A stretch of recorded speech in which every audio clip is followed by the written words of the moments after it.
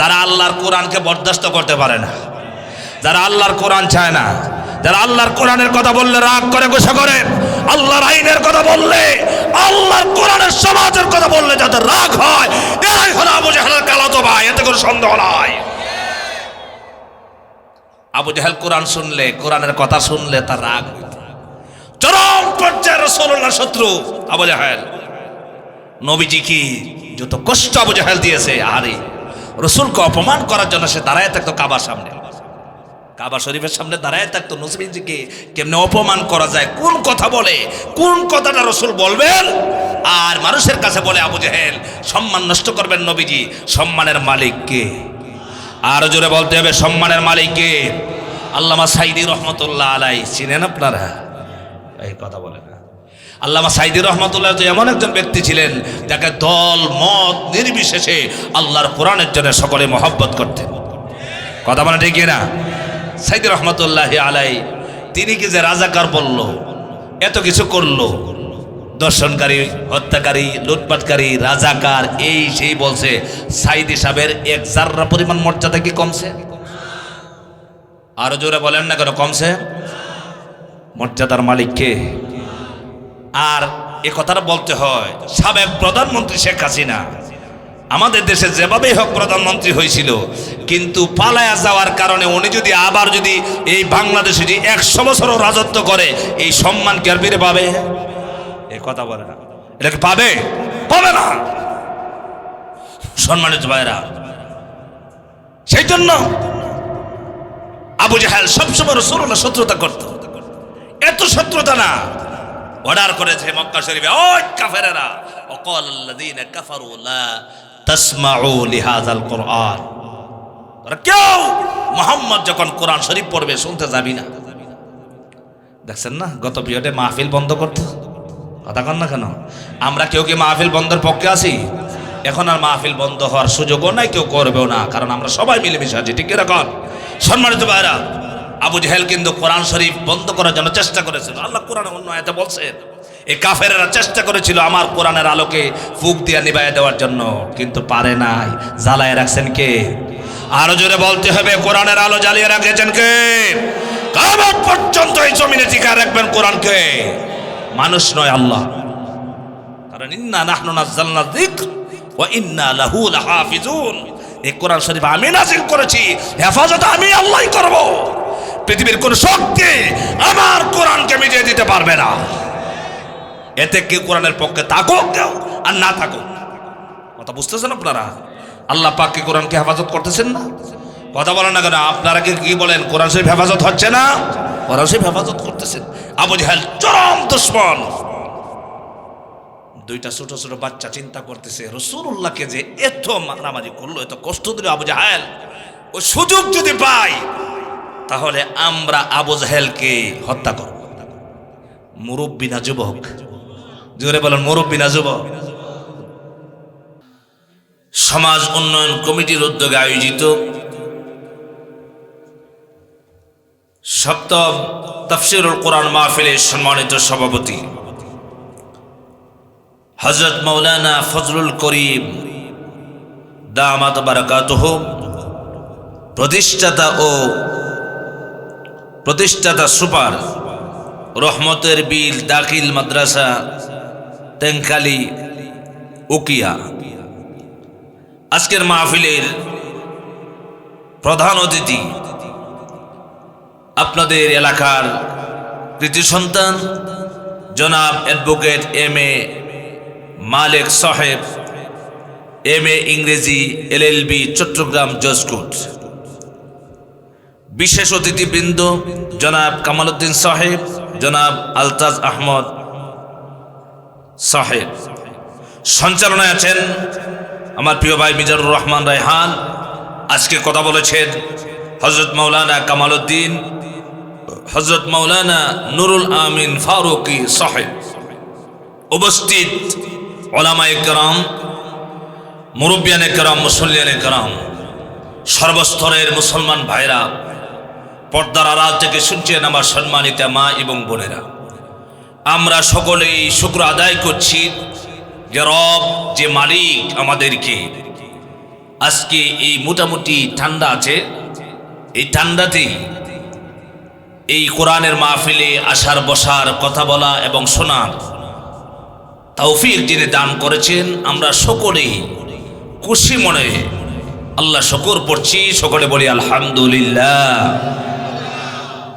আরেকটু জোরে বলি আলহামদুলিল্লাহ। আমরা খুশি না বেজার? আরো জোরে বলেন খুশি না বেজার? আজকে যে এখানে মাহফিল হচ্ছে, যে কথাগুলো হচ্ছে, এটা কি কোনো মানুষের কথা? জোরে বলেন, এটা কি মানুষের কথা? জোরে বলেন, কার কথা? আল্লাহ তাআলার কথা। কিন্তু আল্লাহ তাআলার এই যে কথাগুলো, এগুলো এখানে আমরা বেশি মানুষ যারা সমাজে বসবাস করি, বা আমাদের দেশে মানুষ, বেশি মানুষ এই কোরআন শরীফ বুঝে না। এটা কি ঠিক? কথা বলেন, এটা কি ঠিক? আমরা যত মানুষ বসবাস করছি সমাজে, আমরা অনেক মানুষ আছি, আমরা কোরআন শরীফ বুঝবো তো দূরের কথা, পড়াই জানি না। আছে না? আছে। যে যে জানে না, বুঝে না, অনেক সময় দেখা যায় মতের বিরুদ্ধে হলে একটু মনে সন্দেহ তৈরি হয় যে এই কথাটা কি আসলে কোরআন থেকে বলছেন না মন করেই বলে ফেলেছেন। কথা বুঝতে পেরেছেন আপনারা? কেন? এটার একটা কারণ হলো কোরআন শরীফ না পড়া, না জানা। বুঝতে পেরেছেন? কারণ কোরআন শরীফে এমন কথা আছে, আমি বক্তা আহমদুল্লাহ হেলালির বিরুদ্ধেও চলে যাবে, এরকম কথা আছে না নাই? এখন আপনাদেরকে বলতে চাই, এই কোরআন শরীফে যদি আমার বিরুদ্ধে কথা বলে, আমার বাবার বিরুদ্ধে কথা বলে, আমার মায়ের বিরুদ্ধে কথা বলে, যে কাজগুলি আমি করছি, আমার বাবা করছেন, আমার যে কোনো মানুষ করছেন, তাহলে আমরা কি কষ্ট পাবো? কথা বলেন, আমরা কি রাগ করবো? কে কে রাগ করবো না? দেখি যে হাতগুলি। লিল্লাহে তাকবীর, লিল্লাহে তাকবীর। এখানে কোনো রাজনৈতিক কথা হবে না, এটা আপনাদেরকে আগেই বলে দিলাম ইনশাল্লাহ। সবাই বলেন ইনশাল্লাহ। কারণ বর্তমানে সমস্যা, অনেক ভাইরা বলে যে হুজুররা মাহফিলে যাই, যাওয়ার পরে হুজুর আমাদেরকে রাজনৈতিক বক্তব্য শোনায়। এরকম আছে না? কথা বলেন, আছে? তার মানে অনেক আছে রাগ করে চলেই যান যে হুজুর তো দেখা যায় রাজনৈতিক বক্তব্য দিচ্ছে। আসল কথা হচ্ছে যে হক কথা এখানে যে কারি সাহেব তেলাওয়াত করেছেন, এটা দুইটা দলের কথা বলা হয়েছে। এটা কি আমাদের দেশের আওয়ামী লীগ, বিএনপি, জামাতের কথা? কথা বলেন না। কয়টা দল বলেন তো? দুইটা। কি দল? একটা হক, একটা বাতিল। এটা দুনিয়া শুরু থেকে শেষ পর্যন্ত হক আর বাতিল থাকবে। আমরা কি হক পথে থাকবো না বাতিলের সাথে? কথা বলেন, হক না বাতিল? হকের সাথে থাকতে হবে। হক। আমরা যারা মুসলমান, বিএনপি, জামাত ইসলাম, জাতীয় পার্টি সহ যত দল আছে, যারা মুসলমান, আমরা সবাই হককে ভালোবাসি। ঠিক কি রাখেন? এই কোরআন শরীফ কোনো দলের কিতাব না, এই কোরআন হেদায়েতের কিতাব। এই কোরআন যারা মানবে, কোরআনের কথা যারা মানবে, পালন করবে, গ্রহণ করবে, তারাই হেদায়েত পাবে। আর যদি কোরআনকে রিনাই করে, কোরআনকে ত্যাগ করে, কোরআন ছাড়া ব্যক্তিগতভাবে চলতে চায়, তাহলে হেদায়েত প্রাপ্ত হতে পারবে না। কারণ হেদায়েতের কিতাবের নাম, একটু জোরে বলেন, নাম কি? আরেকটা বলেন তো দেখি। আর আছে? এই কোরআন শরীফের নাম হলো হেদায়েতের কিতাব। সুবহানাল্লাহ। তাহলে হেদায়েতের কিতাব থেকে আমরা কথা শুনতে এসেছি। আল্লাহ তাআলা যেন আমাদেরকে শেষ পর্যন্ত কথা শোনার তৌফিক দেন। সবাই বলেন আমিন। আজকে মুরব্বীদের নিয়ে কথা হবে না, আজকে যুবকদের নিয়ে কথা বলবো। রাজি আছেন ইনশাআল্লাহ? কারণ মুরব্বী চাচারা মনে কষ্ট নেবেন না তো। আপনারা মনে কষ্ট না নিলে বলি, আপনারা কিন্তু এখন শুধু আমাদের খেদমত পাওয়ার যোগ্য হয়ে গেছেন। আপনাদের খেদমত আমরা করব, যারা যুবকরা, আপনারা আমাদের জন্য দোয়া করবেন। এছাড়া মুরব্বীদের আর কোনো কাজ নাই। কথা বলেন, কাজ আছে? মুরব্বীরা যার 60-70 বছর বয়স হয়েছে, উনি আর্মিতে যাইতে পারবে তো? কথা বলে না কেন? রেবে, হসপিটালে চাকরি, সরকারি, বেসরকারি, কোথাও নাই। এখন কি অনেক বাবারা আছেন, অনেক মুরব্বীরা সন্তানের জন্য বোঝা হয়ে যায়। কি বলেন আপনারা? হয় না? মুরব্বীরা আমাদের জন্য বোঝা। কথা বলেন, মুরব্বীরা কি আমাদের জন্য বোঝা মনে করি? আপনার বাবা, আপনার মা মুরব্বী হয়ে গেছেন, তারা কি বোঝা না? আপনার জন্য রহমত। মা বাবা মুরব্বী হয়ে গেছেন, সন্তানের জন্য দোয়া করেন। আর মুরব্বী মানুষ যখন আল্লাহর দরবারে দোয়া করে, আল্লাহ তাআলা হাতগুলি ফিরিয়ে দেয় না, দোয়া কবুল করে। সুবহানাল্লাহ। তাহলে আজকে আমি যুবকদেরকে নিয়ে কিছু কথা বলতে চাই, কারণ যে সমাজের যুবকরা ভালো সেই সমাজটা ভালো না খারাপ। যুবকরা যদি ভালো হয়ে যায়, যুবকদের চরিত্র যদি ভালো হয়, তাহলে সেই সমাজ পৃথিবীর শ্রেষ্ঠ সমাজ হবে।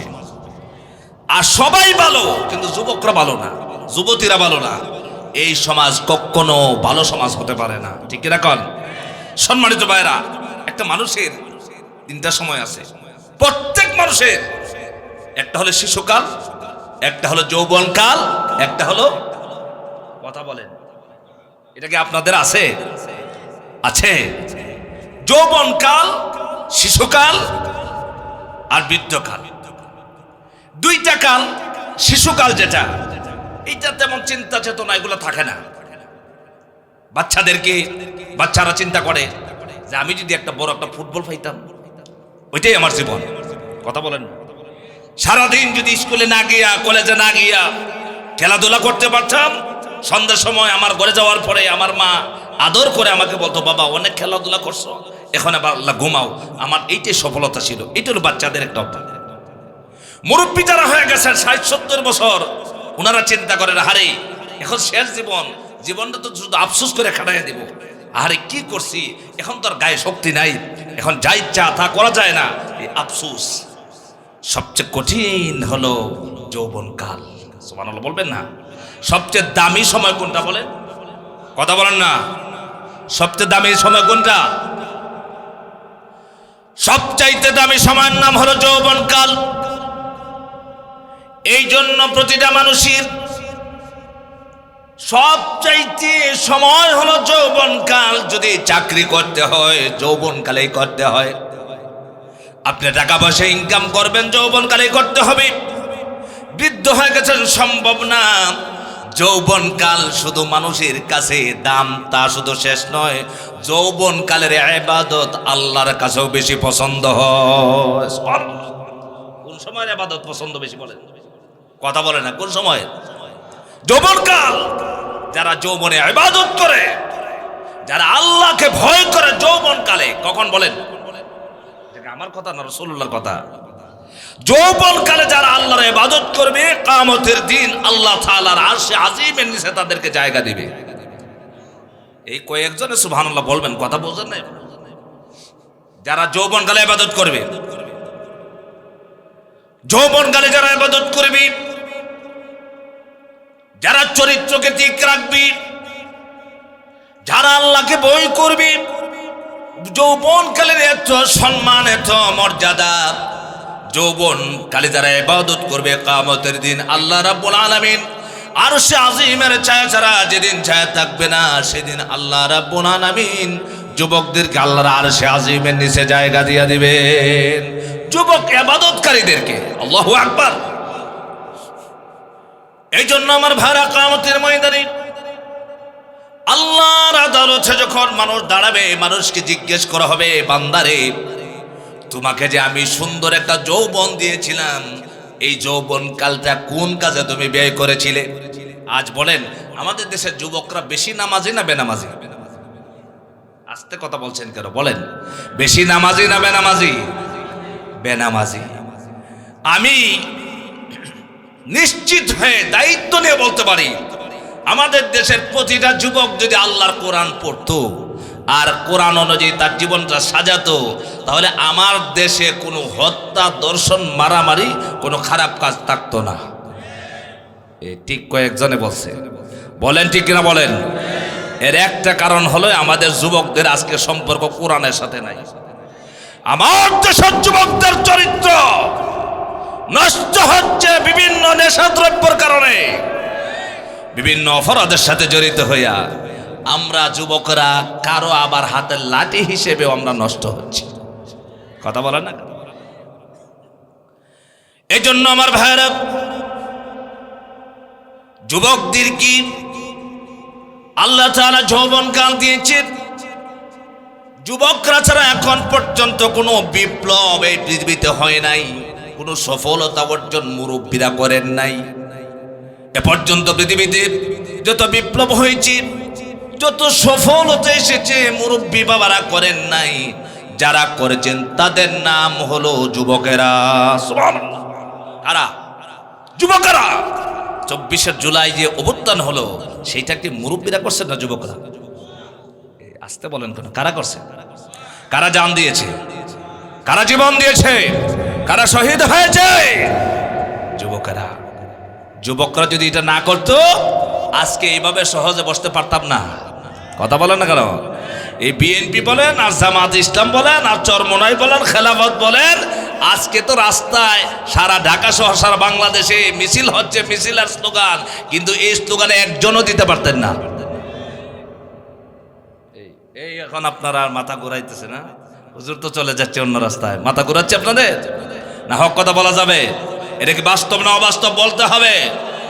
কারণ জুলুম চলছিল, তো জুলুম হয়েছে, প্রচুর জুলুম হয়েছে, কিন্তু তার জন্য মোকাবেলা করছে মুরব্বীরা, যুবকেরা। আরো জোরে বলেন, যুবকরা। কারণ শক্তি আছে কার গায়ে? যুবকের না মুরব্বীর? মুরব্বী চাচা তো এখন তিনি হেঁটেই যেতে পারেন না, দৌড়াবেন কেমনে? আর একজন 25 বছরের যুবক নওজোয়ান এক লাফ দিয়া অনেক দূরে চলে যেতে পারে, সেই শক্তি যুবকের গায়ে আছে, কিন্তু মুরব্বীর গায়ে? কথা বলেন না, মুরব্বীর গায়ে। এই জন্য যুবকদের এখন পর্যন্ত ইসলামের বিজয়, যত বিজয় ছিনিয়ে এনেছেন মুরব্বীরা না, যুবকেরা। আমার ভাইরা, বিশ্ব নবী মুহাম্মদুর রাসূলুল্লাহ সাল্লাল্লাহু আলাইহি ওয়াসাল্লামকে যারা সাহায্য করেছেন প্রথমে তারাও ছিলেন যুবকেরা। বলেন সুবহানাল্লাহ। কারা ছিলেন? কি ছিলেন বলেন? যুবক। এখন মুরব্বী ছাড়া কষ্ট নেবেন না, কারণ আপনারাও কিন্তু আমাদের এই যুবক বয়সটা পার করে ফেলেছেন। কথা বলেন না কেন? না পার করেন নাই? শিশু থেকে বুড়া হয়ে গেছেন নাকি? না, আপনাদের যৌবনকাল ছিল, কিন্তু আমরা এই যৌবনটাকে আমরা কি করি? আমরা খেলায় হেলায় তামাশায় নষ্ট করে দিই। এই জন্য সময়ের কিয়ামতের দিন সময়ের হিসাব নেওয়া হবে। আল্লাহ পাক বলবে, বান্দা তোমাকে আমি 60 বছর 70 বছরের জীবন দিয়েছিলাম, এই জীবনটুকু কি কাজ করেছো? তুমি কিভাবে ব্যয় করেছো? এই জীবনের মধ্যে কত আমল করেছো? কি নেক কাজ করেছো না বদ কাজ করেছো? আজকে কিয়ামতের ময়দানে হিসাব দেও, জীবনের হিসাব।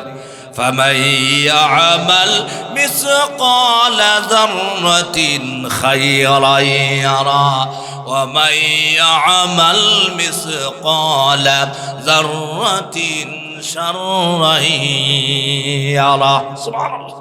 আল্লাহ দরবারে কিয়ামতের দিন যাররা পরিমাণ হিসাব, অনুপরিমাণ ভালো আমল জীবনে করলে সেটাও দেখা যাবে, বদ আমল করলে সেটাও দেখা যাবে। আমার ভারত, এই জন্য যৌবনকালের দাম যুবকেরা চাইলেই পড়ে একটা সমাজকে সুন্দর করতে পারেন। যুবকরা চাইলেই পরে একটা সমাজের মধ্যে কোরআনের বিধিবিধান চালু করতে পারে, জারি করতে পারে। যুবকেরা চাইলেই পরে একটা সমাজকে পরিবর্তন করতে পারে। যুবকেরা চাইলেই পরে একটা ভালো সমাজ গঠন করতে পারে। সেই জন্য জাতির মানুষেরা যুবকদের দিকে তাকায় আছে। কথা বলেন ঠিক কিনা? আপনারা উকিয়ার ভাইদেরকে বলতে চাই, আপনারা বলেন তো দেখি, আপনারা কি এই উকিয়ার যুবকরা চরিত্রবান হোক, ভালো হয়ে যাক, কোরআনের কথা মেনে চলুক, এইটা কি আপনারা চান? আপনারা কি চান? চান, সবাই চান। লিল্লাহি তাকবীর। যুবকরা কোরআন শরীফ বলা হোক, কোরআনের সাথে সম্পর্ক হোক, কোরআন দিয়ে চলো, কোরআন দিয়ে তার জীবন চালাক, তখন এই সমাজটা হবে শান্তি সমাজ। ঠিক কি রাখাল? আমার ভাইরা, যৌবনকালের কত দাম! আমাদের যৌবন আল্লাহ পাক দিয়েছেন, কিন্তু আমরা যৌবনকাল কোন কাজে ব্যয় করতেছি? কোরআনের সাথে সম্পর্ক নাই, হাদিসের সাথে সম্পর্ক নাই। যুবকরা বলে মুরব্বীরা নামাজে যাক, আমরা বয়স বহুত বাকি আছে, বলে না? বলে বহুত বাকি আছে। আমাকে এক লোক বলতেছে একদিন, হুজুর আমার দাদা 100 বছর বয়সে মারা গেছে। আমি বোঝাতে চাচ্ছি আমাকে যে হুজুর আমি এখনই নামাজ ধরার দরকার নাই, কারণ দাদা 100 বছর বাঁচছে, আমি অন্তত পক্ষে 80 বছর বাঁচবো। নাজুবিল বলবেন না? তার কি চিন্তা? তার চিন্তা হলো আমি অনেক দিন বাঁচবো, অনেক দিন বাঁচবো, ইবাদত করব, কিন্তু মৌতের তো কোনো গ্যারান্টি নাই, কখন মারা যাবে। মুরব্বীরাও মারা যায়, ইয়াংরাও মারা যায়, বাচ্চারাও মারা যায়, নারীরা মারা যায়, পুরুষেরা মারা যায়। যখন তার হায়াত শেষ হয়ে যাবে, একটু বাড়বেও না কমবেও না। আল্লাহ পাক বলছেন লিকুল্লি উম্মাতিন আজাল ইযা জাআ আজালুহুম লা ইস্তাখিরুনা সাআতাম ওয়া লা ইস্তাকদিমুন। মানুষের হায়াত যখন শেষ হয়ে যাবে, প্রত্যেক জাতির তার নির্দিষ্ট সময় রয়েছে। আল্লাহ পাক বলছেন মানুষের হায়াত যখন শেষ হয়ে যাবে, বয়স তোমার কম হোক আর বেশি হোক, তুমি যদি নওজোয়ান হও, হায়াতের মেয়াদ যখন শেষ হয়ে যাবে, একটু আগাতেও পারবে না, পিছাতেও পারবে না। ঘোষণাকার আল্লাহ তাআলা। সম্মানিত ভাইরা, তাহলে যুবকদেরকে এই চিন্তা করলে হবে যে আমরা মুরব্বী হয়ে নামাজ পড়বো? কথা বলেন না, এই চিন্তা করলে হবে না, এই চিন্তা করলে হবে না। কারণ যুবক, কোন সময় তোমার মরণ আসবে তুমি তো জানো না, যে কোনো সময় তোমার মরণ হয়ে যেতে পারে। কিন্তু যুবকদেরকে আল্লাহ তাআলা এত মর্যাদা, এত সম্মান দিয়েছেন, যুবকদের ইবাদতটা আল্লাহ রাব্বুল আলামিন খুব পছন্দ করেন। সুবহানাল্লাহ। শক্তি থাকার পরে, আচ্ছা বলেন, 80 বছরের চাচা রাত্রে ঘুমে ধরে না, তাহাজ্জুদের নামাজে যায় মসজিদে, গিয়া বলে হুজুর মসজিদের দরজাটা একটু খুলে দেন। কেন? যে তাহাজ্জুদের নামাজ পড়তে আসছে। কারণ চাচার কি হয় না? কথা বলে না কেন? 80 বছর 70 বছর যখন মানুষের বয়স হয়, তখন খানার রুচিও যেমন কমে, ঘুমও কমে যায়। কিন্তু একটা যুবক যদি 30 বছর বয়স, তার ঘুমের সময়, এই ছেলেটা যদি তাহাজ্জুদের নামাজের সময় মসজিদে যায়, তাহলে এই ছেলের তাহাজ্জুদ আর ওই 80 বছরের সাজার ছেলে যে চাচা, 80 বছরের মুরব্বী যে চাচা, তিনি তাহাজ্জুদের নামাজ আর 30 বছরের যুবকের তাহাজ্জুদের নামাজের গুরুত্ব কি সমান? কথা বোঝাইতে পারি নাই, এটা কি সমান? আজকে যে যুবকেরা এসেছি, এই যুবকেরা বাজারে দোকানে বসে বসে আড্ডা না দিয়া, না ঘোরাফেরা করে, গান বাদ্য বাজনার ব্যবস্থা না করে, আজকে এলাকার মধ্যে যুবকেরা সবাই মিলে মাহফিলের ব্যবস্থা করেছেন। এই যে মাহফিলের ব্যবস্থা করেছেন, কোরআনের তাফসীরের ব্যবস্থা করেছেন, এই যে কাজটা করলেন, এই যুবকেরা কি ভালো কাজ করলেন না খারাপ কাজ করলেন? আরো জোরে বলেন, ভালো না খারাপ? এই যুবকরা যদি এই কাজটা না করতেন, হয়তো গানের ব্যবস্থা করা হতো, নাটকের ব্যবস্থা করতেন, খারাপ কাজে জড়াইয়া পড়তেন। সেই জন্য কোরআন শরীফের শিক্ষা যেখানে হয়, কোরআন শরীফের মাহফিল হয়, কোরআনের তাফসীর যদি ছেলেরা করতে চায়, সবাই আগ্রহ যোগাতে হবে। কারণ হলো, যুবকরা যদি ভালো হয়ে যায়, একটা সমাজ ভালো হয়ে যাবে। আর যুবকরা যদি ভালো না হয়, যতই চিল্লান কাজ হবে না। কথা বুঝতে পারছেন? আমার সম্মানিত ভাইরা, এই জন্য এত সম্মান। আপনারা জানেন, আমাদের জাতির পিতা হযরতে ইব্রাহিম আলাইহিস সালাতু ওয়াস সালাম, নাম কি? কথা বলে না, ইব্রাহিম আলাইহিস সালাম। আমরা বাঙালি জাতির পিতা আরেকজন, কথা বলেন না, এটা জুরে জুরে ধৈর্য পিতা বানায় দেয়। কথা বুঝতে পারছেন? আসলে আল্লাহ পাক কোরআন শরীফ দিয়া বলছে ইব্রাহিম, সুবহানাল্লাহ বলবেন না? আর এই পিতাকে আমাদের ঘাড় ধরে বলছে তোর আব্বা, ডাকতে হবে। মানুষ বলে ডাকবে না, এরপরে ডাকাইছে। এটাকে ডাকতে রাজি আমরা? মুসলমানের জাতির পিতার নাম কি? আরো জোরে বলতে হবে, নাম কি? কোন মানুষ যদি জাতির পিতা ইব্রাহিম আলাইহিস সালাতু ওয়াস সালামকে স্বীকার না করে, সে যদি বিশ্বাস না করে, সে যদি না মানে, সে নামাজ পড়লে, তাহাজ্জুদ পড়লেও সে মুনাফিক হয়ে যাবে। ঠিক না? কারণ আল্লাহ পাক কোরআনে বলছেন মিল্লাতা আবিকুম ইব্রাহিম ওয়া সাম্মাকুমুল মুসলিমিন। মুসলমান জাতির পিতা আমি আল্লাহ নিযুক্ত করেছি কাকে? কথা বলে না, কাকে? ইব্রাহিম। ইব্রাহিম আলাইহিস সালাম জাতির পিতা। কিন্তু ইব্রাহিম আলাইহিস সালামের কি যৌবনকাল ছিল? কথা বলে না, যৌবনকাল ছিল না। আমার সম্মানিত ভাইরা, ইব্রাহিম আলাইহিস সালাম হলেন জাতির পিতা। যৌবনকালে ইব্রাহিম আলাইহিস সালামকে পরীক্ষা দিতে হয়েছে। যুবকেরা পরীক্ষা দিবে, বিপদে পড়বে, মুসিবতে পড়বে, হামলা মামলা শিকার হবে, নির্যাতনের শিকার হবে। কিন্তু প্রকৃত মুমিন যুবক যিনি, তার জীবন দিয়ে দিতে পারে, ইসলাম থেকে, দিন থেকে এক সেকেন্ডের জন্য পিছনে যেতে পারে না। ঠিক কিনা বলেন? উকিয়ার যুবকদেরকে বলছি, ওই যুবকেরা, আপনারা যে কোনো দল করেন, আমার কোনো আপত্তি নাই, কিন্তু কোরআনের ব্যাপারে এক থাকবো, হাদিসের ব্যাপারে এক থাকবো, আল্লাহর দ্বীনের মধ্যে কোনো আমাদের মতানৈক্য তৈরি হবে না। কারা কারা মত পর্যন্ত কোরআনের সাথে থাকতে চাই, হাতগুলি আমি দেখতে চাই।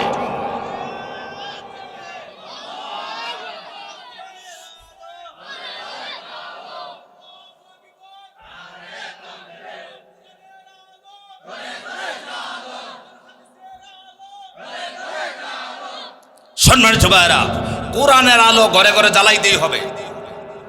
কথা বলে না কেন? কোরআনের আলো কি আপনার ঘরে থাকবে, আমার ঘরে থাকবে না? কথা বলে না কেন? কোরআনের আলো ঘরে ঘরে জ্বালাইতে হবে। কোরআনের আলো শুধু ঘরে ঘরে নয়, কোরআনের আলো সংসদেও জ্বালাতে হবে। ঠিক না? এটা সকল মুসলমানের চাওয়া হবে, এটা কোনো দলের না। কথা বলেন, কার চাওয়া হবে এটা? এই কথা বলেন না ভাই, একটু বলেন না, কারণ আমরা মুসলমান। আরে ভাই, এই যে দলাদলি, মারা যাওয়ার পরে কি আমাকে জিজ্ঞেস করবে, হুজুর তুমি কি জামাত, তুমি কি বিএনপি, তুমি কি আওয়ামী লীগ, এগুলো জিজ্ঞেস করবে? জিজ্ঞেস করা হবে তুমি কি আল্লাহ দিন মেনেছিলে কিনা, কোরআন মেনেছিলে কিনা, না মন করে চলেছিলে? আজকে জবাব দাও। কবরে যাওয়া লাগবে কিনা বলেন? সম্মানিত ভাইরা, ইব্রাহিম আলাইহিস সালাম নওজোয়ান যুবক মানুষ, চিন্তা করলেন নমরুদে যা শুরু করছে প্রতিবাদ না করলে হয় না। নমরুদে কি মূর্তি বানাইছে, মূর্তি এটা কি হালাল না হারাম? কথা বলেন না, সবাই বলেন হালাল না হারাম? নমরুদ মূর্তি বানাইছে, ইব্রাহিম আলাইহিস সালাম বিরোধিতা করে। নমরুদ একদিন মেলায় যাবেন, এই ঘটনা আপনারা জানেন। ইব্রাহিম আলাইহিস সালাম কি দাওয়াত দিচ্ছে, ইব্রাহিম চলো মেলায় যাই। তিনি কি বললেন? তিনি বললেন ইন্নী সাকিম, আমি অসুস্থ। কি বললেন? ইব্রাহিম আলাইহিস সালাম বলছেন আমি অসুস্থ। ইন্নী সাকিম বলে বোঝালেন আমি অসুস্থ। মুফাসসিরিন একরাম লিখেছেন ইব্রাহিম আলাইহিস সালাম তো অসুস্থ ছিলেন না, এক প্রকারের অসুস্থ হলো শারীরিক, জাহিরি অসুস্থ, আর একটা হলো বাতিনি গোপনে অসুস্থ। সমস্ত নবীরা তার উম্মতরা যখন খারাপ হয়ে যায়, উম্মতরা যখন বিপদে চলে যায়, ভুল পথে পরিচালিত হয়ে যায়, একজন নবীও সুস্থ থাকতে পারেন না। তার মানে হলো ইব্রাহিম আলাইহিস সালাম মনের দিকে তিনি অসুস্থ ছিলেন। সুবহানাল্লাহ। কারণ জাতির মানুষের মূর্তি পূজা করে, সেই বিষয় নিয়ে তিনি অসুস্থ ছিলেন ইব্রাহিম আলাইহিস সালাম। ইব্রাহিম আলাইহিস সালাম চিন্তা করলেন যে আচ্ছা, আজকে যেহেতু বেলায় যাচ্ছে, তাহলে আজকে আমার ইচ্ছাটা একটু পূরণ করি। ইব্রাহিম আলাইহিস সালাম কি করলেন? কোরআন নিয়ে প্রস্তুত হলেন, মূর্তিগুলি ভেঙে ফেললেন। কি করলেন? মূর্তি ভেঙে ফেলেছেন। কয়টা ভাঙছেন? এটা শুনেন না আপনারা? কয়টা? সব মূর্তিগুলো ভাঙলেন, তছনছ করে দিলেন। ইব্রাহিম আলাইহিস সালাম গেলেন না, শেষ পর্যায়ে কোরালটা বড় মূর্তির গলার মধ্যে রেখে দিলেন। এবার নমরুদ এসেছে, সবাই এসেছে। আসার পরে যখন দেখলো মূর্তি ঘরে ঢুকিয়া কোনো মূর্তি নাই, সব মূর্তিগুলো চুরমার হয়ে গেছে। এবার নমরুদ মন্ত্রীদেরকে ডাকছে, সবাইকে ডেকেছে, ডেকে পরামর্শ করতেছে আর বলতেছে, ওই আমার গোষ্ঠীর মানুষেরা, আমার মন্ত্রী পরিষদ লোকেরা, তোমরা বলো তো দেখি এই দেশে কে মূর্তির বিরোধিতা করে? সবচাইতে যারা বিরোধিতা করেছে তারা এই কাজটা করছে। মন্ত্রীদের তাদের বুদ্ধি আছে, তারা বলছে স্যার জাহাপনা, আমাদের দেশে একজন যুবক আছে। কথা বলেন, কি আছে? একজন যুবক আছে, যে যুবক সব সময় দেখছি আমাদের দেবতার বিরোধিতা করে। সেই যুবকের নাম? কথা বলে না, সেই যুবকের নাম মুরব্বী না যুবক? ও যুবকেরা, মুরব্বী না যুবক? প্রতিবাদ যদি করতে হয়, ভালো কাজ যদি করতে হয়, শরীরে শক্তি লাগে। কথা বল না কেন? এই মুরা বুড়া চাচারা যদি গিয়া বলে, আচ্ছা বলেন তো দেখি, রাগ করবেন আপনারা? রাগ করেন না। 71 যখন যুদ্ধ হলো, এই যুদ্ধ কি যুবকরা করছিল না মুরব্বীরা? কথা বলে না, যুবকরা করে নাই? এই 24 জুলাইয়ের অবস্থান যদি আমার চাচারা সব চাইতেন মুরব্বীরা, তাহলে কি পুলিশে একজনের রাখতো নাকি? এক দৌড়ান দিলে তো চাচারা সব শেষ। কিন্তু যুবকরা তারা শহীদ হয়েছে, জীবন দিয়েছে, পিছপা হয় নাই, বাতিলকে তাড়িয়ে ফেলেছে। ঠিক কিনা বলেন? যুবকেরাই পারে প্রতিবাদ করতে। মন্ত্রীরা বলতেছে আমাদের দেশে একজন যুবক আছে, যুবকের নাম ইব্রাহিম। সবাই বলতেছে একজন যুবক, এই যুবকের নাম ইব্রাহিম। এবার তারা সবাই পরামর্শ করছে। নমরুদও চিন্তা করল, তা তো ঠিক অবশ্যই আমাদের দেশে এই যুবক দেখছে সব সময় বিরোধিতা করে, মূর্তির বিরোধিতা করে, পূজার বিরোধিতা করে। সে তো আজকে খেলায় গেল না, মেলায় গেল না, অবশ্য আজকে এই কাজটা করছে ইব্রাহিম ছাড়া কেউ করে নাই। এই যুবককে ডাকো রাজ দরবারে। হযরত ইব্রাহিম আলাইহিস সালামকে ডাকা হলো।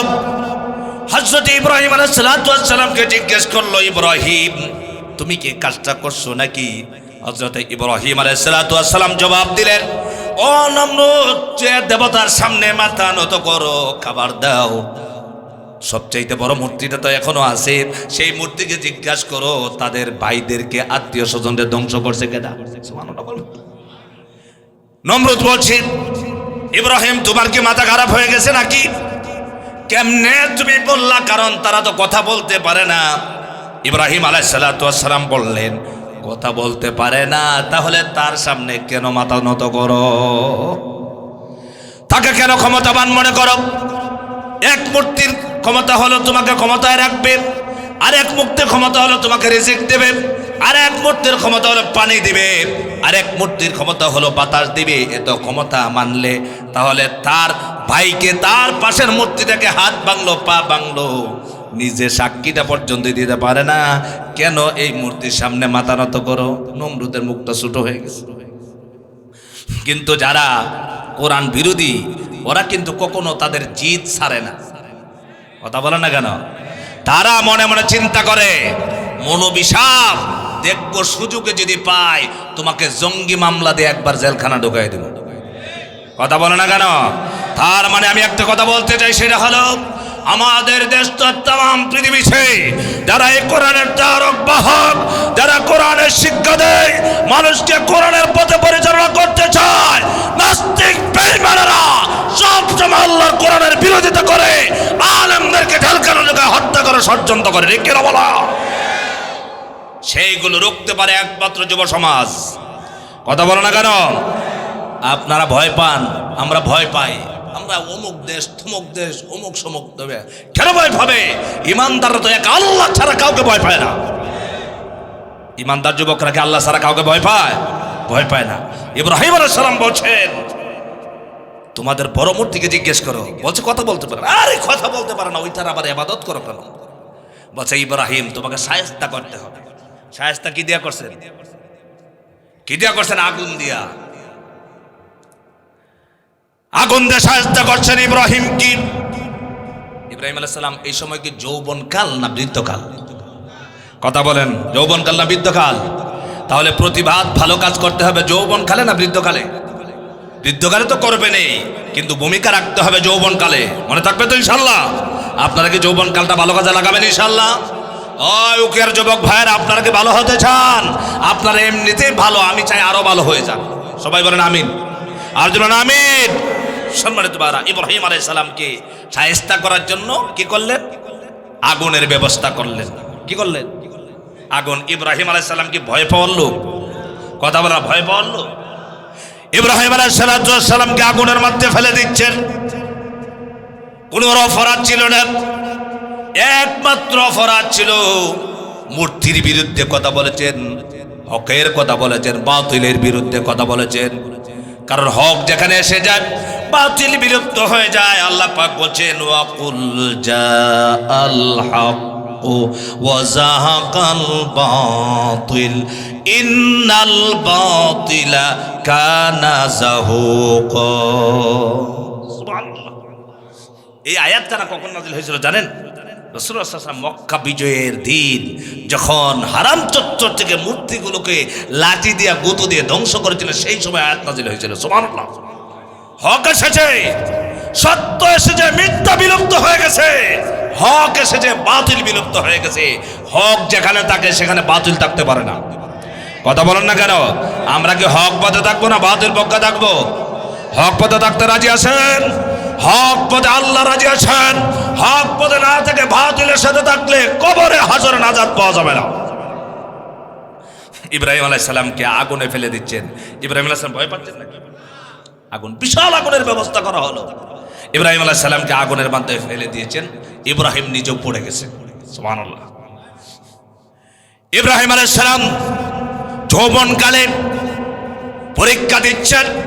ইব্রাহিম আলাইহিস সালামকে আগুনের মধ্যে নিক্ষেপ করেছেন। আল্লাহ রাব্বুল আলামিন মুমিন বান্দাদের সাথে আছেন কে? ইমানদারের সাথে থাকেন কে? ইব্রাহিম হলেন আল্লাহ তাআলার বন্ধু। আল্লাহর খলিল ইব্রাহিম আগুনের মধ্যে পড়ে যাবেন, তা তো আল্লাহ পাক চান না। ইব্রাহিম আলাইহিস সালাম আগুনের মধ্যে পড়ে গেলেন।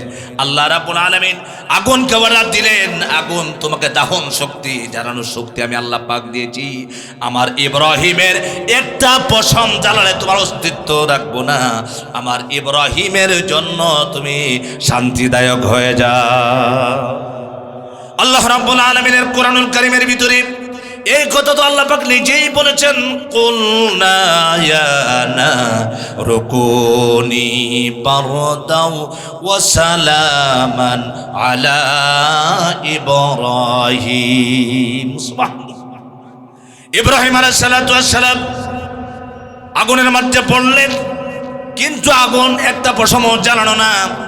ইব্রাহিম আলাইহিস সালাম তিনি হলেন আমাদের জাতির পিতা। যৌবনকালে তিনি পরীক্ষা দিয়েছেন, ভয় পেলেন না। ইব্রাহিম আলাইহিস সালামের বয়স যখন 85 বছর হয়ে গেল, কত বছর? জোরে বলুন কত বছর? ইব্রাহিম আলাইহিস সালামের বয়স হলো 85 বছর। ইব্রাহিমকে আল্লাহ পাক একজন ছেলে দিলেন, যার নাম হলো ইসমাইল। নাম কি? নাম কি? ইসমাইল আলাইহিস সালাম। হযরত ইব্রাহিম আলাইহিস সালামকে আল্লাহ পাক সন্তান দিলেন, নাম রাখলেন ইসমাইল। হযরত ইসমাইল আলাইহিস সালাম যখন যৌবনকালে পদার্পণ করছেন, সুবহানাল্লাহ, আল্লাহ পাক বলেন, ফালাম্মা বালাগা মাহুস সায়া ক্বালা ইয়া বুনাইয়া ইন্নী আরা ফিল মানামি আন্নী আযবাহুকা ফানজুর মাযা তারা। সুবহানাল্লাহ। যখন বয়স সন্ধিক্ষণে ইসমাইল পৌঁছলেন, বাবার সাথে চলাফেরা করতে পারেন, যৌবনকাল দেখা দিল, বাবার সাথে চলাফেরা করতে পারেন, তার মানে মোটামুটি যুবক হয়ে গেছেন। সেই সময় ইব্রাহিম আলাইহিস সালাম স্বপ্নে দেখলেন সন্তানকে জবেহ করছেন। সুবহানাল্লাহ বলবেন না? যুবক ইসমাইল আলাইহিস সালামকে বলছেন, ও আমার কলিজার টুকরা সন্তান ইসমাইল, আমি স্বপ্নে দেখলাম তোমাকে জবেহ করেছি। যুবক ইসমাইল কি? আর ইব্রাহিম মুরব্বী, বৃদ্ধ হয়ে গেছেন। সুবহানাল্লাহ বলবেন না? বাবা মুরব্বী হয়ে গেছেন। যৌবনকালের ছেলে ইসমাইলকে বলছেন, ইসমাইল, আমি তো স্বপ্নে দেখলাম তোমাকে জবেহ করতেছি, জবেহ করেছি। কোন সুবহানাল্লাহ। আমাদের যুবকদের জন্য শিক্ষা হলো, বাবা বলতেছে তোমাকে জবেহ করেছি, আমাদের ছেলেরা কি মানবে নাকি? বলেন, কেমন যুবক ছিলেন ইসমাইল আলাইহিস সালাম? জবাবটা কি দিলেন?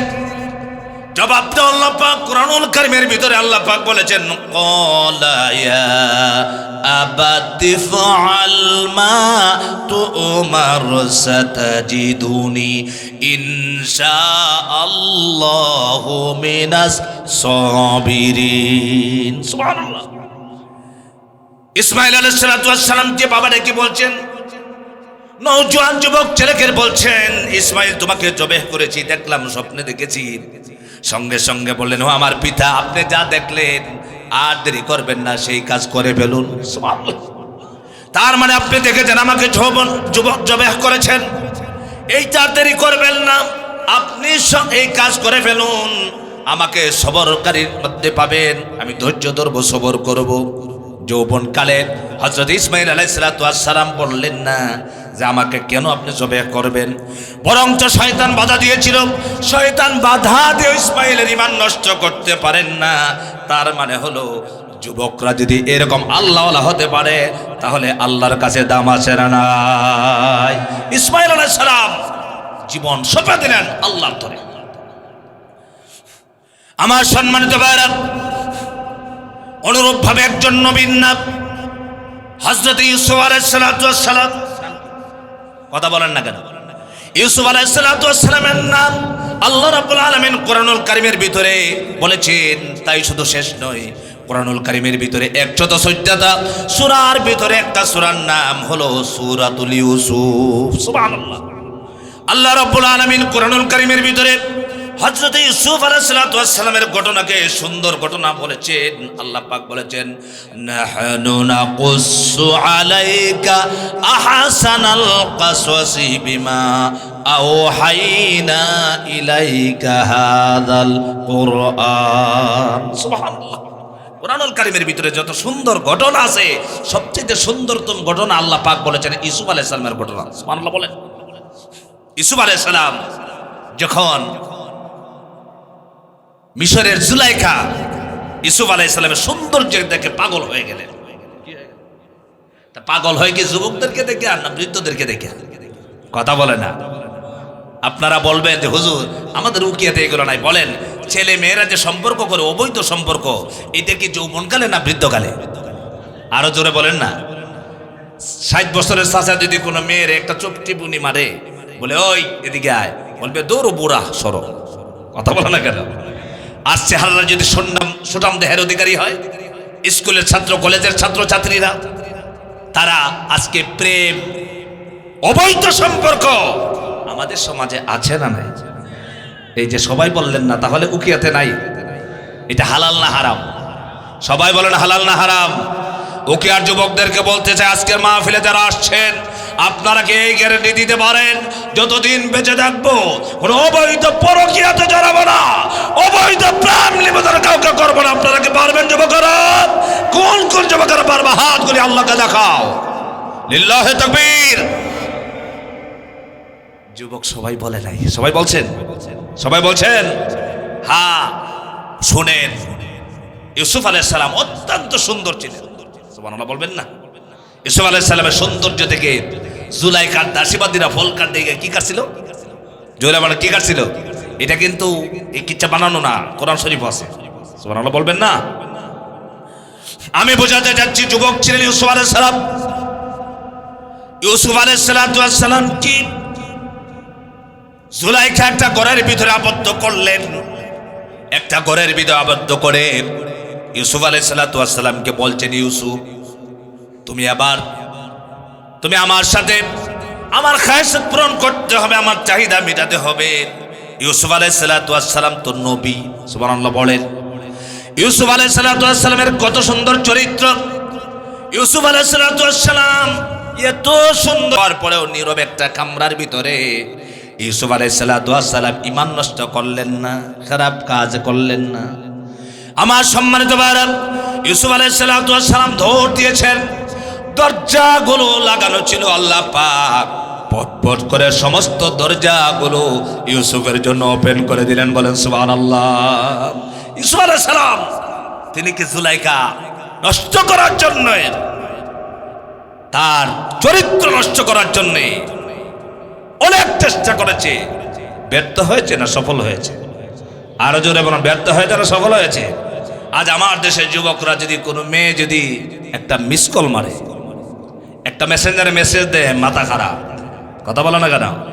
রাতে আমরা যখন মাহফিল করে যাই, রাতে 1টা 2টা 3টার সময় রাস্তার পাশে পাই, দেখা যায় গাছের সিবাই একা মোবাইল কানে দিয়া আস্তে আস্তে কোথা যেন তার কাছ থেকে ওহি আসতেছে, বোঝা যাচ্ছে আস্তে আস্তে কানে কানে। এরকম আছে না? কথা বলো না কেন? আছে না? গাড়িতে উঠলে দেখা যায় আস্তে আস্তে ফোনে কথা বলতেছে। এরকম আছে না নাই? আমার ভাইরা, আমার মোবাইলে মাঝে মাঝে মিস কল মারে, কথা বলে না, মিস কল মারে, তো মিস কল মারে কথা বলে, তো কল ঘুরাইলে কথা বলে না, চুপ করে থাকে। তো আমি আস্তে আসসালামু আলাইকুম, ভালো আছেন? তো দেখা যায় আস্তে কে বলছে, তো যা হ্যালো খেলো আছেন, যেমনি এই কণ্ঠ শুনে সাথে সাথে কেটে দেয়। উদ্দেশ্য কি ভালো না খারাপ? কথা বলতে হবে, ভালো না খারাপ? এই কণ্ঠ না শুনে যদি মধুর সুরের কণ্ঠ মেয়েদের কণ্ঠ শুনতো তাহলে কি করতো? টেস্ট করে। এই হলো আমাদের দেশের বাস্তবতা। এটা কি মিথ্যা কথা না সত্য কথা? আর জন্য সত্য কথা না মিথ্যা কথা?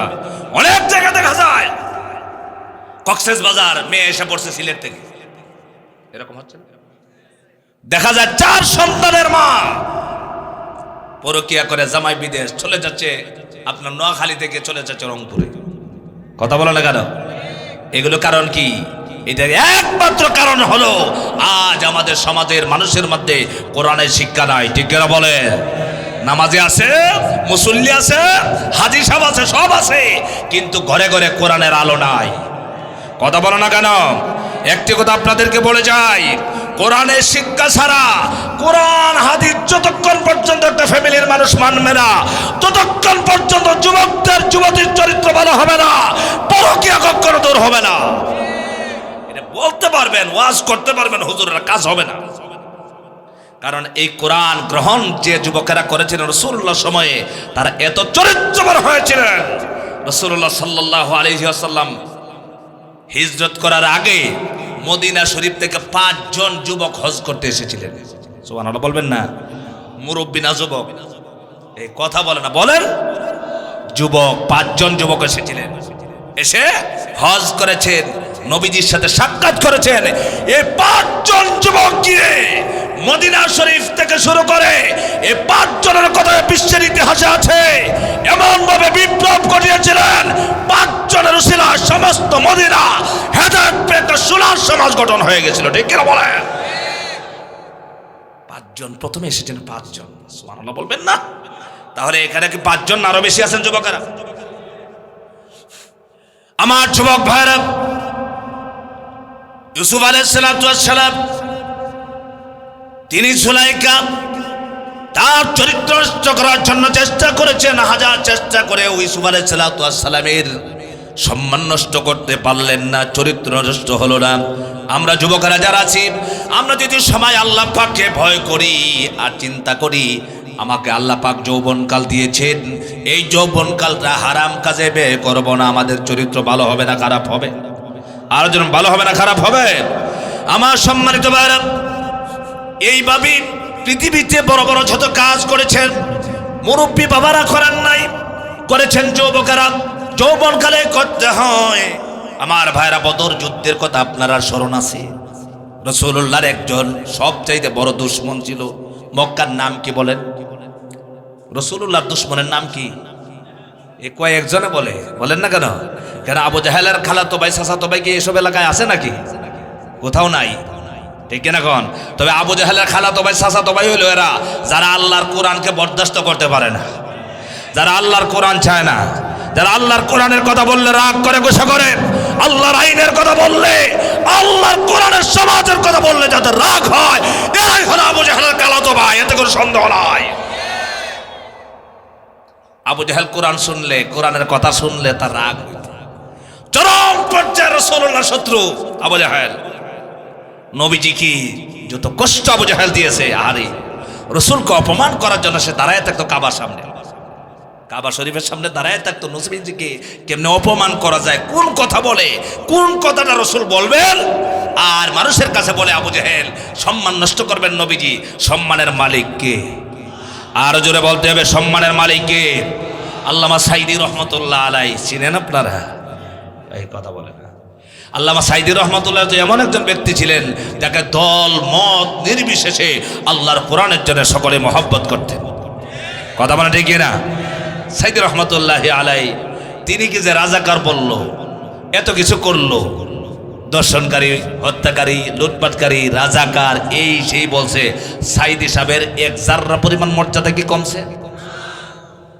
আরো জোরে বলেন না কেন কমছে? মর্যাদার মালিক কে? আর এ কথাটা বলতে হয়। সাবেক প্রধানমন্ত্রী শেখ হাসিনা আমাদের দেশে যেভাবেই হোক প্রধানমন্ত্রী হয়েছিল, কিন্তু পালায়া যাওয়ার কারণে উনি যদি আবার যদি এই বাংলাদেশে যদি 100 বছরও রাজত্ব করে, এই সম্মান কি আর ফিরে পাবে? এ কথা বলে না, এটাকে পাবে? পাবে না। সম্মানিত ভাইরা, সেই জন্য আবু জাহেল সবসময় রাসূলুল্লাহ শত্রুতা করত। এত শত্রুতা না, অর্ডার করেছে মক্কা শরীফে, ওই কাফেরেরা, ওয়াকালাল্লাযীনা কাফারু লা তাসমাউ লিহাযাল কুরআন, তোরা কেউ মুহাম্মদ যখন কোরআন শরীফ পড়বে শুনতে যাবি না। দেখছেন না, গত পিরিয়ডে মাহফিল বন্ধ করতো, কথা কন না কেন? আমরা কেউ কি মাহফিল বন্ধের পক্ষে আছি? এখন আর মাহফিল বন্ধ হওয়ার সুযোগও নাই, কেউ করবেও না, কারণ আমরা সবাই মিলেমিশে আছি। ঠিক এরকম সম্মানিত ভাইরা, আবু জাহেল কিন্তু কোরআন শরীফ বন্ধ করার জন্য চেষ্টা করেছিল। আল্লাহ কোরআনে অন্য আয়াতে বলছেন, এই কাফেরেরা চেষ্টা করেছিল আমার কোরআনের আলোকে ফুক দিয়ে নিভাইয়া দেওয়ার জন্য, কিন্তু পারে নাই। জ্বালায় রাখছেন কে? আরো জোরে বলতে হবে, কোরআনের আলো জ্বালিয়ে রাখেছেন কে? কিয়ামত পর্যন্ত এই জমিনে টিকা রাখবেন কোরআনকে, মানুষ নয়, আল্লাহ। কারণ ইন্না নাহনু নাযালনা যিকর ওয়া ইন্না লাহু লাহাফিজুন, এই কোরআন শরীফ আমি নাযিল করেছি, হেফাজত আমি আল্লাহই করব। পৃথিবীর কোন শক্তি আমার কোরআনকে মিটিয়ে দিতে পারবে না। এতে কি কোরআনের পক্ষে থাকুক কেউ আর না থাকুক, কথা বুঝতেছেন আপনারা? আল্লাহ পাক কি কোরআনকে হেফাজত করতেছেন না? কথা বলেন না কেন? আপনারা কি বলেন, কোরআন শরীফ হেফাজত হচ্ছে না? কোরআন শরীফ হেফাজত করতেছেন। আবু জাহেল চরম দুশমন। দুইটা ছোট ছোট বাচ্চা চিন্তা করতেছে, রাসূলুল্লাহকে যে এত মারামারি করলো, এত কষ্ট দিল আবু জাহেল, ওই সুযোগ যদি পাই তাহলে আমরা আবু জাহেলকে হত্যা করব। মুরব্বী না যুবক? জোরে বলেন, মুরব্বী না যুবক? দুইটা যুবক বাচ্চা, মুআজ এবং মুআফফাজ, তারা দুইটা ভাই ছোট ছোট। বদর যুদ্ধে সাহাবায়ে কেরামকে প্রস্তুত করেছেন নবীজি। জিহাদের ময়দানে সাহাবীরা যাচ্ছেন, রাসূলুল্লাহ সাল্লাল্লাহু আলাইহি ওয়াসাল্লাম মাপ নিতেছেন। মাপ, সুবহানাল্লাহ বলেন। আমাদের দেশে সেনাবাহিনীতে গেলে মাপ লাগে না? পুলিশে গেলে মাপ লাগে না? এই সর্বপ্রথম মাপ নবীজি দিয়েছিলেন, সুবহানাল্লাহ। দুইটা ভাই তারা সিদ্ধান্ত নিয়েছে যে আবু জাহেল আমার রাসূলকে কষ্ট দিয়েছে, আমার রাসূলকে মেরেছে, আমার রাসূলকে রক্তাক্ত করেছে, আমাদের শরীরে রক্ত দিয়ে শক্তি দিয়া এই আবু জাহেলকে দুনিয়া থেকে উৎখাত করব নিয়ত করেছে। যুবকেরা নবীজির সামনে বলেন, ইয়া রাসূলুল্লাহ, আমরা একটু যুদ্ধের ময়দানে যেতে চাই। নবীজি বললেন, তোমাদের তো বয়স হয় নাই, তোমাদের মাপে হবে না, তোমরা পারবে না, তোমাদের মাপ হবে না। এবার রাসূলুল্লাহ সাল্লাল্লাহু আলাইহি ওয়াসাল্লামের সামনে দাঁড়ায় গেছে, দাঁড়ায় বলছেন, ইয়া রাসূলুল্লাহ সাল্লাল্লাহু আলাইহি ওয়াসাল্লাম, মাপ হবে। তারা পা গুলিকে খাড়া করে দিছে, সুবহানাল্লাহ বলেন। যুবকেরা, আমরাও যুবক, তারাও ছিল যুবক, দ্বীনের জন্য, ইসলামের জন্য তাদের যৌবন কালটাকে অক্ষ করে দিয়েছিলেন। দুইটা ভাই তারা যখন দাঁড়ালেন, বড় ভাইটা নবীজি অ্যাকসেপ্ট করেছেন, বড় ভাইটা মাপে হয়ে গেল, ছোট ভাইটা বাদ পড়ে গেছে। ছোট ভাইটা রাসূলুল্লাহর সামনে দাঁড়ায় বলছেন, ইয়া রাসূলুল্লাহ, তার মতো যদি আমার মাপ নাও হয়ে থাকে, কিন্তু কুস্তিতে শক্তি দিয়ে আমার সাথে আমার ভাই পারবে না, সুবহানাল্লাহ বলবেন। ছোট ভাই বলছে, ইয়া রাসূলুল্লাহ, ও যদি লম্বাও হয়ে থাকে, আমার শক্তি বেশি, আমাকে একটু অনুমতি দেন, আমি আপনার দুশমনদেরকে, আল্লাহ শত্রুদেরকে একটু দেখতে চাই আমরা। আল্লাহু আকবার। এবার নবীজি বলছেন, তাই নাকি? তোমার গায়ে শক্তি বেশি নাকি? তাহলে একটা কাজ করো, তোমরা কুস্তি লাগো। কেমন ছিল যুবকের মন? তাদের চিন্তা কি ছিল? আর আমরা যুবকেরা কি হলো? সারাদিন মোবাইল নিয়ে বসে থাকে, সারাদিন মোবাইল থেকে সিনেমা দেখে, নাটক দেখে। মুসলমান দাবি করি আমরা, আর তারাও ছিল মুসলমান। এই দুইটা যুবক তারা এবার রাসূলুল্লাহ সাল্লাল্লাহু আলাইহি ওয়াসাল্লাম বলছেন, তোমরা কুস্তি লাগো, দেখি তো শক্তি কার বেশি। ছোট ভাইটা বড় ভাইকে বলছে, ভাইরি, আমি জানি তুমি আমার ভরত, তোমার গায়ে শক্তি বেশি, তোমার সাথে আমি পারবো না, কিন্তু বাইরে আমি যদি নিচে পড়ে যাই রাসূলুল্লাহ আমাকে তো যুদ্ধের ময়দানে যাওয়ার অনুমতি দিবেন না। আল্লাহু আকবার। বড় ভাইয়ের কানে কানে বলছেন, বাইরে একটু ইহসান করে একটু দয়া করো, আমার প্রতি একটু দয়া করো। ভাই তুমি তো রাসূলুল্লাহ সাল্লাল্লাহু আলাইহি ওয়াসাল্লাম অনুমতি দিয়েই ফেলেছেন, এবার তুমি একটা কাজ করো, তুমি নিচে পড়ে যাও, আমাকে উপরে একটু সুযোগ দিয়ে দাও। বড় ভাইটা সুযোগ দিলেন, কুস্তি লাগানো হলো। বড় ভাই নিচে পড়ে গেছেন, ছোট ভাইটা উপরে। আল্লাহর নবীর সামনে দাঁড়ায়া বলছেন, ইয়া রাসূলুল্লাহ সাল্লাল্লাহু আলাইহি ওয়াসাল্লাম, দেখলেন আমার ভাই তো আমার সাথে কুস্তির সাথে পারে নাই, তার মানে আমার ভাইয়ের গায়ে শক্তি বেশি আছে, কিন্তু আমার ভাই লম্বা আছে ঠিক, কিন্তু আমার গায়ে শক্তি বেশি আছে। নবীজি সঙ্গে সঙ্গে যুবকদের আগ্রহ দেখে নবীজি অনুমতি দিয়ে দিলেন। তাদের টার্গেট একটা, সুবহানাল্লাহ বলবেন না? টার্গেট কয়টা? বড় গাছটাকে আগে ফুটাবে। ফুটাবে বড় গাছ, বুঝছেন আপনারা? আবু জেহেল খুব লম্বা ছিল, বুঝেন না কথা? মানুষের দেখবেন গা যদি একটু মোটা সোটা হয়, টাকা পয়সা হয়, শক্তি বেশি থাকে, অহংকার দেখা দেয়। আবু জেহেল একটু উঁচা মোটা ছিল বেশি। আমার ভাইয়ের বদর যুদ্ধে ওই দুইটা যুবক শরীক হয়ে গেল, শরীক হয়ে জিহাদের ময়দানে লড়াই চলছে, জিহাদের ময়দানে যুদ্ধ চলছে, তুমুল লড়াই চলতেছে। দুইটা যুবক মানুষ তারা দাঁড়ায় আছে রাসূলুল্লাহর সাহাবী আব্দুর রহমান বিন আউফ। আব্দুর রহমান বিন আউফ রাদিয়াল্লাহু তাআলা আনহু তিনি লক্ষ্য করে দেখলেন, ডান পাশে একটা ছোট যুবক, বাম পাশে একজন যুবক দাঁড়ায় আছে। আব্দুর রহমান বিন আউফ বলতেছেন, তাদেরকে দেখার পর আমার সন্দেহ হলো, তাদেরকে দেখি আমি নিরাপত্তার ভয় করছিলাম, আর চিন্তা করছিলাম তাদের কারণে হয়তো জিহাদের ময়দানে আমার একটু অসুবিধা হতে পারে। দুইটা যুবক আমাকে বলছেন, চাচা এই ময়দানে এসেছি একটা মানুষকে বড় টার্গেট করে, সেই টার্গেটটা আজকে ফিল আপ করতে চাই। চাচা আপনি তো মুরব্বী মানুষ, বলেন তো দেখি, ওই জিহাদের ময়দানে রাসূলুল্লাহর চরম দুশমন, যিনি রাসূলুল্লাহকে কষ্ট দিয়েছেন, মেরেছেন, অত্যন্ত আঘাত করেছেন, সারা জীবন কোরআনের বিরোধিতা করেছে, আল্লাহ এবং রাসূলুল্লাহর বিরোধিতা করেছে, চাচা আবু জেহেলকে কি আপনি দেখছেন এবং চিনেন নাকি? সুবহানাল্লাহ বলবেন। এবার আব্দুর রহমান বিন আউফ বলছেন, বাবারা তোমরা ছোট মানুষ, আবু জেহেলকে দিয়ে কি করবা? দুইজন দাঁড়ায় বলছেন, চাচা বড় নিয়ত করে এসেছি, যদি সুযোগ পাই একটু তরবারিগুলো কাজে লাগাই দিব। আব্দুর রহমান বিন আউফ রাদিয়াল্লাহু তাআলা সঙ্গে সঙ্গে আবু জেহেলকে পেলেন, আর ইশারা দিয়ে দেখায় দিলেন, ওই যে মাথা উঁচা দেখা যায়, বীরের ভিতরে সব চাইতে যার মাথাটা সব চাইতে উঁচা তার নাম হলো আবু জেহেল। আব্দুর রহমান বিন আউফ বলছেন, আমি এই কথা বলতে দেরি হলো, দেখাতে দেরি হলো, কিন্তু দুইটা যুবক তার কাছে বাজ পাখির মতো উড়ে গিয়ে পড়তে দেরি করলেন না। দুইজন যুবক দৌড়ায় গিয়া আবু জেহেলের উপরে ঝাঁপায়া পড়ছে, কিন্তু পড়বে কেমনে? আবু জেহেলের গুড়ার পায়ের কাছে তারা। এবার ভাইয়েরা পরামর্শ করছে, আবু জেহেলকে ধরো, আঘাত শুরু করলেন। একজন বলছে গোড়ার পা গুলি কেটে দাও, যখন কেটে দিলেন আবু জেহেল পড়ে গেছে। আবু জেহেলকে মারা শুরু করছে, আবু জেহেলকে আঘাত করতেছে। দুইটা যুবক মানুষ সব চাইতে বড় শত্রুকে আঘাত করতেছে, এমন ভাবে হযরতে মুআজ রাদিয়াল্লাহু তাআলা আনহু বড় ভাইটা আঘাত করতেছে, ছোট ভাইটা সাহায্য করতেছে।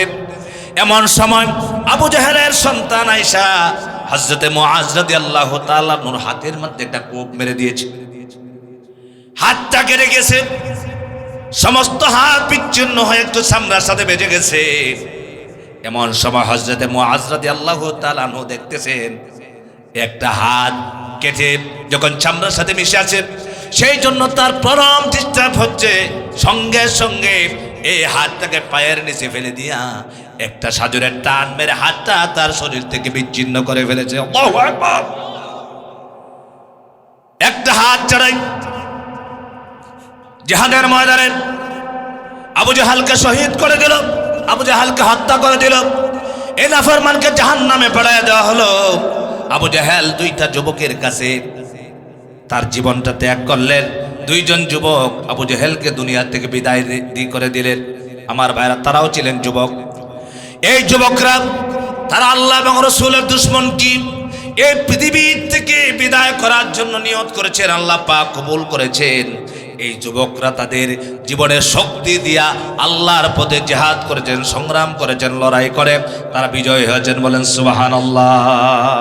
আপনারা বলেন তো দেখি, আজ আমাদের দেশের যুবকরা যদি চিন্তা করতো, এই দেশে যত মানুষ আছে প্রত্যেকটা মুসলমান যুবক যদি একটা চিন্তা করতো, আমার বাংলাদেশে কোরআন বিরোধী কেউ যদি কথা বলে তাওকে আমরা যুবকরা ছাড় দেব না, এমন কোন বাপের পেটার ক্ষমতা আছে বাংলাদেশে কোরআন বিরোধী কথা বলার? কথা বলতে হবে, কথা বলার সুযোগ আছে, কথা বলার সাহস পাবে না। কিন্তু যুবকরা এক হইলে মুরব্বী চাচারা বাড়িতে বসে দোয়া করবে, আর যুবকরা বলবে আমরা যতদিন আছি বাংলাদেশে কোরআন বিরোধী কোনো আইন হতে পারবে না, কোরআন বিরোধী কোনো কথা বলতে পারবে না। আল্লাহ এবং রাসূলকে নিয়ে কেউ কটাক্ষ করলে বাংলাদেশে বিচার করা হবে। বাংলাদেশেই দেখতেন একটা নাস্তিক বেঈমান কোরআন এবং আল্লাহ এবং রাসূলের বিরুদ্ধে কথা বলার সাহস পেত না। কিন্তু যুবকরা কি এই পথে আছে? কথা বলে না কেন? যুবকরা কি এই পথে আছে? এই জন্য যুবকরা ইসলামের যত বিপ্লব ঘটিয়েছেন যুবকরাই পারে সমাজকে বদলাতে, যুবকরাই পারে সমাজ ভালো করতে, আর যুবকরা যারা কেউ পারবে না। কারণ যুবকদেরকে আল্লাহ রাব্বুল আলামিন ক্ষমতা দিয়েছেন, শক্তি দিয়েছেন। বান্দারা, তোমাদেরকে আল্লাহ পাক মেধা দিয়েছেন, শক্তি দিয়েছেন। তোমরা কি কাজ করতেছ? আমরা কেউ কোন নেতার পিছনে দৌড়াচ্ছি, দৌড়া নেতা যা বলতেছে তাই করতেছি। এভাবে করলে হবে না। নিজের বিবেকটাকে একটু কাজে লাগাও। কোনটা ভালো পথ, কোনটা খারাপ পথ, কোনটা সঠিক পথ, কোনটা বেঠিক পথ। কারণ কিয়ামতের দিন আল্লাহ দরবারে ওই মানুষগুলোই বলবে, ওয়াকালাল্লাযীনা কাফারু রব্বানা আরিনাল্লাযাইনি আদাল্লানা মিনাল জিন্নি ওয়াল ইনসি নাজআলহুমা তাহতা আকদামিনা লিয়াকুনা মিনাল আসফালিন। কিয়ামতের দিন কাফের বেঈমান যারা হবে তারা আল্লাহ দরবারে বলবে, আল্লাহ পাক, আজকে কিয়ামতের দিন যে মানুষ এবং জিন থেকে আমাদেরকে পথভ্রষ্ট করেছিল, আমাদেরকে পথহারা করেছিল, আমাদেরকে ভালো পথে চাইতে দেয় নাই, আমাদেরকে সিরাতুল মুস্তাকিমের রাস্তায় চলতে দেয় নাই, আমাদেরকে ভালো পথ থেকে বিরত করেছিল, আর বলছিল এই রাস্তায় চলবে না, এই রাস্তা সঠিক পথ না, এইটা পথ না, সেইটা পথ না, এইগুলো বলে বলে আমাদেরকে সমাজ থেকে বিচ্ছিন্ন করে রেখেছিল। আজকে এই মানুষগুলি কোথায়? তাদেরকে আমাদের সামনে আনো, আমরা তাদেরকে পদদলিত করতে চাই, তাদেরকে তাদের সিনার মধ্যে, তাদের বুকের মধ্যে আমরা পাড়াতে চাই। তার মানে কি? আমাদের যৌবন, আমাদের জীবন কি মানুষের কথা শেষ করে দেব? কথা বলো না কেন? মানুষের কথা শেষ করব? আমাদের জীবন এবং যৌবন চলবে কার কথায়? আরো জোরে বলতে হবে, কার কথায় চালাবো আমরা? আমরা কি আল্লাহর কথায় চালতে রাজি আছি? এনো মুরব্বী চাচারা থাকবেন, শুধু যুবক যারা, আপনার একটা হাতটা উঠান তো দেখি, যুবক কারা কারা আছেন? মুরব্বী চাচারা না, যুবকরা হাত উঠান। আমি উঠাইছি, আপনারা উঠান। যুবকরা, আল্লাহ পাক প্রত্যেক যুবককে কবুল করে, সবাই বলেন আমিন। আপনারা ইনশাআল্লাহ মওত পর্যন্ত কোরআনের সাথে থাকবেন তো? এখন মুরব্বী চাচারা একটু হাত উঠাবেন, পুরানা অল্প উঠান, একটু চাচারা অল্প কষ্ট দিই, বেয়াদবি মাফ করবেন। এই যে চাচারা, আপনারাও যুবকদের জন্য দোয়া করবেন। যুবক ভাইরা, অনেক যুবকের আছো মায়ের খেদমত করে না, বাবার খেদমত করে না, মাকে কষ্ট দেয়, বাবাকে কষ্ট দেয়, সমাজের মুরব্বিদেরকে সম্মান করে না, মর্যাদা দেয় না। ও যুবকেরা, তোমাদের দিকে আজকে সমাজ তাকিয়ে আছে, তোমাদের দিকে মা তাকায় আছে, তোমার দিকে বাবা তাকায় আছে। তুমি টাকা উপার্জন করতে পারো, তুমি চাকরি করো, টাকা উপার্জন করো, বিভিন্ন ব্যবসা বাণিজ্য করো, কিন্তু বাবাকে যদি না দাও, মাকে যদি না দাও, মুরব্বী মা বাবাদেরকে যদি না দাও, তারা কষ্ট পাবে, তোমাদের জন্য অভিশাপ দিবে। আমার ভাইরা, সেই জন্য আল্লাহ রাব্বুল আলামিন কত সুন্দর করে বলছেন মা বাবার প্রতি ইহসান করার জন্য, দয়া করার জন্য। ও যুবকেরা, তোমাদের কি এত সুনাম দেহের অধিকারী হলাম, তোমার শক্তি হলো, সব কিছু হলো তোমার মা বাবার অবদান। কারণ হলো, তোমার মা যদি বাবার মাধ্যমে যদি জন্ম না হতো, তুমি এত সুন্দর সুনাম দেহের অধিকারী যুবক হতে পারতে না। ঠিক কিরকম?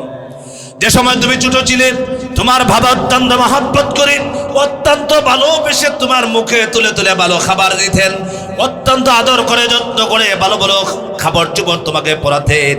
কিন্তু তুমি যখন বড় হয়ে গেছো, এখন তোমার আর খবর নাই। এই জন্য মা বাবার খবর পাক রব্বুল আলামিন এই জন্য তো মা বাবার খেদমত করা ফরজ করে দিয়েছেন। আল্লাহ পাক বলছেন, ওয়া বিল ওয়ালিদাইনি ইহসানা। দুনিয়ার মানুষেরা, তোমরা তোমাদের মাতা পিতার সাথে ভালো ব্যবহার করবা, যুবকেরা খারাপ ব্যবহার করবা না। এই জন্য যুবকদের সম্পর্কে আল্লাহ রাব্বুল আলামিন যৌবনকালের কথা, বৃদ্ধকালের কথা আল্লাহ পাক বলছেন, তোমরা যৌবনকালে, বৃদ্ধকালে যারা বৃদ্ধ আছো, যারা যৌবন আছে, যৌবন এবং বৃদ্ধ সময়টা যে সময় তোমরা থাকবেন, সেই সময়টা আল্লাহর রাস্তায় তোমরা বের হয়ে যাবে। তোমাদের জান এবং মাল দিয়ে আল্লাহর রাস্তায় সংগ্রাম করবে, লড়াই করবে, দিন কায়েমের জন্য আন্দোলন করবে। দিন কায়েমের জন্য আন্দোলন করা কি এটা এক দলের জন্য না সমস্ত মুসলমানের জন্য? কথা বলে না তো।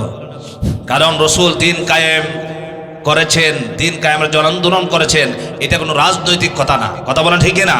কারণ রাসূলুল্লাহ সাল্লাল্লাহু আলাইহি সাল্লাম আল্লাহর জমিনে এসেছেন আল্লাহ দিনকে প্রতিষ্ঠিত করার জন্য। ঠিক কি রাখেন?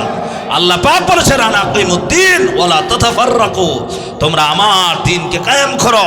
আল্লাহ দিনকে কায়েম করো, ইকামতের দিন প্রতিষ্ঠা করতে হবে। ওয়ালা তাতাফাররাকু, তোমরা দলাদলি করো না, ভাগাভাগি হয়ে যায় না। তাহলে দিন কায়েমের কথা কি এটা আমার না আল্লাহ? আরো জোরে বলতে হবে কার? আল্লাহ দিন কায়েম করার কথা বলেছেন।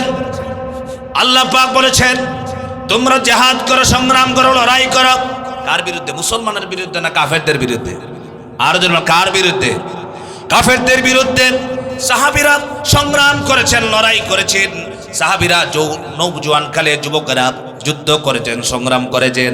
আপনারা ঘটনা শুনেছেন, সবচাইতে আমাদের দেশে ভাইরাল ওয়াজ ছিল আল্লামা সাইদি রহমতুল্লাহ আলাইহির মুতার যুদ্ধের ঘটনা। কোন ঘটনা? মুতার যুদ্ধে আল্লাহর নবী তিনজনকে সেনাপতি বানাইছিলেন। এরা কি মুরব্বী না যুবক? আরো জোরে বলুন, মুরব্বী না যুবক? কত করুণ ঘটনা, কত কঠিন ঘটনা রাসূলুল্লাহ সাল্লাল্লাহু আলাইহি ওয়াসাল্লামের সাহাবায়ে কেরামের দ্বারা ঘটিয়েছিলেন। মুতার যুদ্ধে যাবেন, রাসূলুল্লাহ সাল্লাল্লাহু আলাইহি ওয়াসাল্লাম সাহাবীদেরকে প্রস্তুত করতেছেন। এক পাশে হলো 1 লক্ষ, আর নবীজির সাহাবী কতজন? 3000। সুবহানাল্লাহ বলবেন না? একদিকে 1 লক্ষ, আর ইমানদারের সংখ্যা কতজন? 3000। ইমানদারের সাথে কে আছে? হ্যাঁ যুবক ভাইরা, আপনাদের সাথে কে আছে? আপনাদের সাথে আল্লাহ আছে তো? ইন্নাল্লাহা মা'ানা। আমাদের সাথে কে আছে? নিশ্চয় আমাদের সাথে আল্লাহ আছেন। কাফের বেঈমানদের সাথে, মুনাফিকদের সাথে আল্লাহ থাকেন না, আল্লাহ থাকেন ইমানদের সাথে। ঠিক রাখুন। ইমানদারদের বন্ধু হলেন আল্লাহ পাক। মুতার যুদ্ধের ঘটনা আপনারা শুনেছেন। এরপরও যুবকদের যে একটু শোনা যায়, মুতার যুদ্ধ হবে, মুতার প্রান্তরে যুদ্ধ হবে, নবীজি যাবেন না। রাসূলুল্লাহ সাল্লাল্লাহু আলাইহি ওয়াসাল্লাম একদিক দিয়ে হলো 1 লক্ষ সৈন্য, রোমান সৈন্য, আর এক পাশ দিয়ে রাসূলুল্লাহ সাল্লাল্লাহু আলাইহি ওয়াসাল্লামের সাহাবী হলো 3000। নবীজি সাল্লাল্লাহু আলাইহি ওয়াসাল্লাম প্রস্তুত করেছেন 3000 সৈন্য। 3000-এর ভিতরে রাসূলুল্লাহ সাল্লাল্লাহু আলাইহি ওয়াসাল্লাম 3 জনকে সেনাপতি নিযুক্ত করলেন। সুবহানাল্লাহ। 3 জন মুরব্বী নয়, 3 জন যুবককে। কয়জন? 3 জনের মধ্যে একজনের নাম হলো যায়েদ বিন হারেসা রাদিয়াল্লাহু তাআলা আনহু। আরেকজন নবীজির চাচাতো ভাই জাফর বিন আবু তালেব, আরেকজন ছিল আব্দুল্লাহ বিন রাওয়াহা। আপনারা জানেন 3 জন তো দরকার নাই, একটা জিহাদের ময়দানে সেনাপতি হবেন একজন। নবীজি 3 জনের নাম ঘোষণা করে জানায় দিলেন, তার মানে হলো এরা শহীদ হয়ে যাবেন। সুবহানাল্লাহ। এটা কি গোপনীয় না প্রকাশ্য? জোরে বলেন, গোপনীয় না প্রকাশ্য? নবীজি 3 জনের নাম বলছেন। এটা থেকে শিক্ষা হলো, এই যুবকেরা জেনেছেন আমরা শহীদ হয়ে যাব, এই জিহাদের ময়দানে গেলে আমরা ফিরে আসবো না। আল্লাহু আকবার বলবেন না? নবীজি 3 জনের নাম ঘোষণা করলেন। রাসূলুল্লাহ সাল্লাল্লাহু আলাইহি ওয়াসাল্লাম নাম ডাকা শুরু করলেন। এক নাম ডাকলেন, হযরতে যায়েদের নামটা দেখেছেন রাসূলুল্লাহ সাল্লাল্লাহু আলাইহি ওয়াসাল্লাম। দেখে বলছেন, যায়েদ তুমি কোথায় আছো? হযরতে যায়েদ রাদিয়াল্লাহু তাআলা আনহু রাসূলুল্লাহর সামনে বলেন, লাব্বাইক ইয়া রাসূলুল্লাহ, আমি হাজির আছি। ইয়া রাসূলুল্লাহ সাল্লাল্লাহু আলাইহি ওয়াসাল্লাম, আমি তো আপনার সামনে আছি। নবীজি বললেন, যায়েদ রে তুমি বিদায় নিয়ে আসো, মুতার প্রান্তরে তুমি সেনাপতির দায়িত্ব পালন করবা। হযরতে যায়েদ রাদিয়াল্লাহু তাআলা আনহু নবীজিকে বললেন, ইয়া রাসূলুল্লাহ, আপনি তো আমার বাবা, আর আমার মা হযরত আয়েশা রাদিয়াল্লাহু তাআলা আনহা তিনিও তো শুনছেন আপনার ঘোষণাটা। আমি আর কার কাছে বিদায় নেব?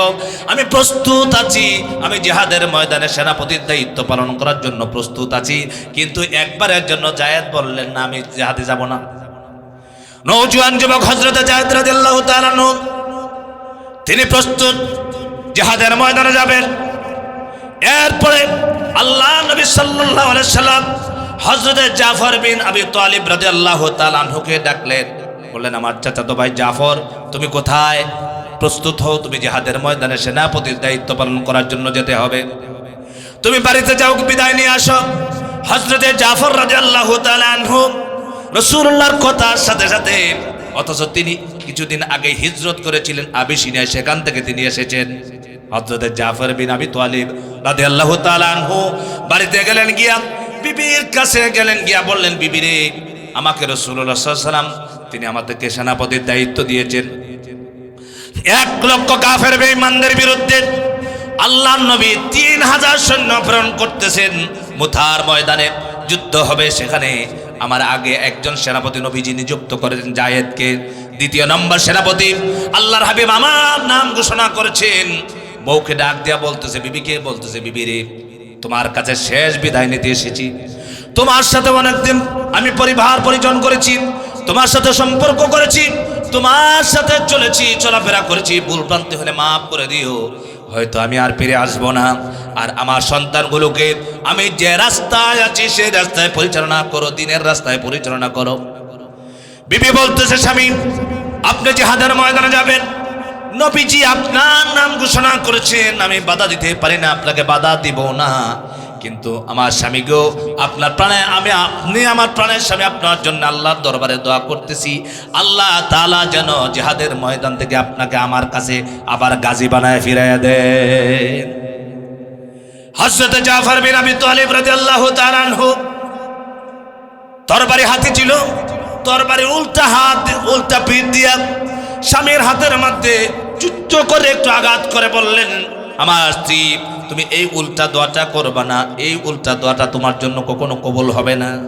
কবুল না হওয়ার কারণ হলো, আমার আগেও একজন নবীজি সেনাপতির দায়িত্ব একজনকে দিয়েছেন, পিছনে একজন দিয়েছেন, তার মানে হলো মাঝের জন বাঁচার আর কোনো সুযোগ নাই। সুবহানাল্লাহ। জাফর বিন আবি তালিব রাদিয়াল্লাহু তাআলা নওজোয়ান মানুষ, রাসূলুল্লাহ যখন বলেছেন সঙ্গে সঙ্গে জিহাদের ময়দানে রওনা দিচ্ছেন, পিছন থেকে বাচ্চাগুলো কাঁদতেছে। হযরত জাফর বিন আবি তালিব রাদিয়াল্লাহু তাআলা আনহুর কানের মধ্যে সন্তানের কান্নার আওয়াজ শুনতেছেন, কিন্তু একবারের জন্য পিছন দিকে তাকায় দেখলেন না কারা কাঁদতেছে।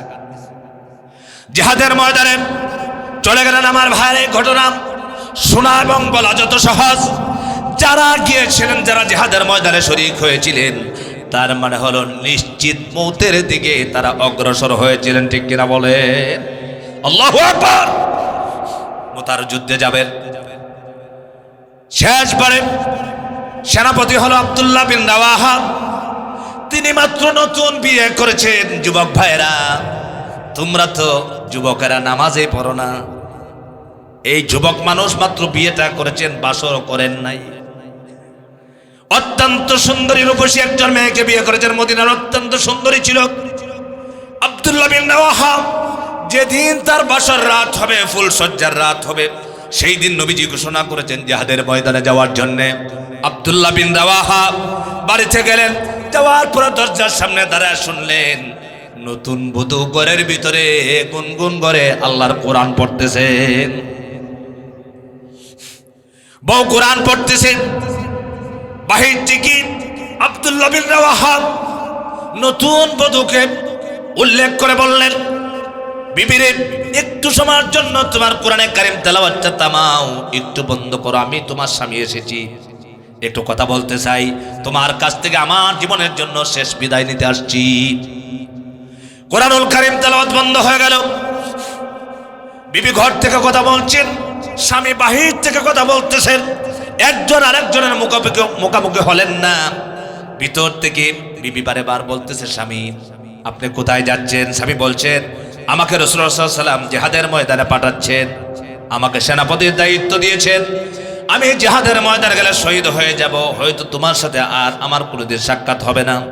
ঘর থেকে সুন্দরী রূপসী মেয়েটা ডাক দিয়ে বলতেছে, স্বামী আপনি আমাকে বিয়ে করেছেন, আমার অনেক আশা আকাঙ্ক্ষা ছিল আপনার সাথে সংসার করবো, বাসর হবে, সব হবে স্বামী, কিন্তু আল্লাহ নবী যেহেতু আপনাকে সেনাপতির দায়িত্ব দিয়েছেন, আমি আপনাকে বাধা দেব না, কিন্তু একবারের জন্য আমার সামনে একটু আসেন, আপনার সুন্দর চেহারাটা আমি দেখি কিয়ামতের দিন, যাতে আপনার স্বামী হিসাবে আমি চিনতে কোনো অসুবিধা না হয়। আল্লাহু আকবার। আমার ভাই আব্দুল্লাহ বিন রাওয়াহা ঘরের বাহির থেকে বলছেন, ও আমার স্ত্রী, আমি বিয়ে করেছি, তোমার কোনো হক আমি আদায় করতে পারলাম না, কিন্তু নবীজি আমাকে দিন কায়েমের জন্য সংগ্রাম করতে, লড়াই করতে পাঠিয়ে দিচ্ছেন, সেনাপতির দায়িত্ব দিয়ে পাঠাইয়া দিচ্ছেন, আমার নবীর কথার খেলাপ করতে পারবো না, চলে যাব। তবে বিবি তোমার সঙ্গে আমি সাক্ষাৎ করব না, তোমার যদি এই তামান্না থাকে, আকাঙ্ক্ষা থাকে, তুমি যদি আর বিয়ে না করো, আমার জন্য অপেক্ষা করো, কিয়ামতের দিন আল্লাহ রাব্বুল আলামিন আমার সাথে তোমার মুলাকাত করায় দিবেন। আব্দুল্লাহ বিন রাওয়াহা আমার ভাইরা বিবির কাছ থেকে বিদায় নিয়ে চলে গেলেন। তিনজন যুবক মানুষ, তারা নির্ঘাত, তারা মৃত্যুর দিকে, তারা শহীদ হয়ে যাবেন, তারা জেনেছেন, কারণ নবীজি সাল্লাল্লাহু আলাইহি সাল্লাম বলেছেন, যেহেতু তিনজন নিযুক্ত করেছেন, সেনাপতির দায়িত্ব দিয়েছেন, তার মানে সাহাবায়ে কেরাম বুঝতে আর বাকি রইল না, আমরা তিনজন শহীদ হয়ে যাব। তারা তিনজন কি বৃদ্ধ ছিলেন না যুবক ছিলেন? আর জোর মানে কি ছিলেন? ও যুবকের, আজকে দিনের কথা মানো না, দিন কায়েমের আন্দোলন নাই, কোরআনের কথা বল না, কোরআনের কথা বলতে ভয় পাও, কিন্তু সাহাবীরা তারা শহীদ হয়ে গেছেন, এরপরেও বাতিলের সামনে মাথা নত করে নাই, ঠিক কিনা বলেন? অযোগ্যের মুসলমান ভাইদেরকে বলছি, আল্লাহর জমিন, আল্লাহর দ্বীনের জন্য, আল্লাহর কোরআনের জন্য, আল্লাহ দ্বীন কায়েমের আন্দোলন করতে গিয়া যদি শহীদ হতে হয়, জীবন দিতে হয়, কারা কারা তৈরি আছে হাত তুলে আল্লাহকে দেখায় দাও।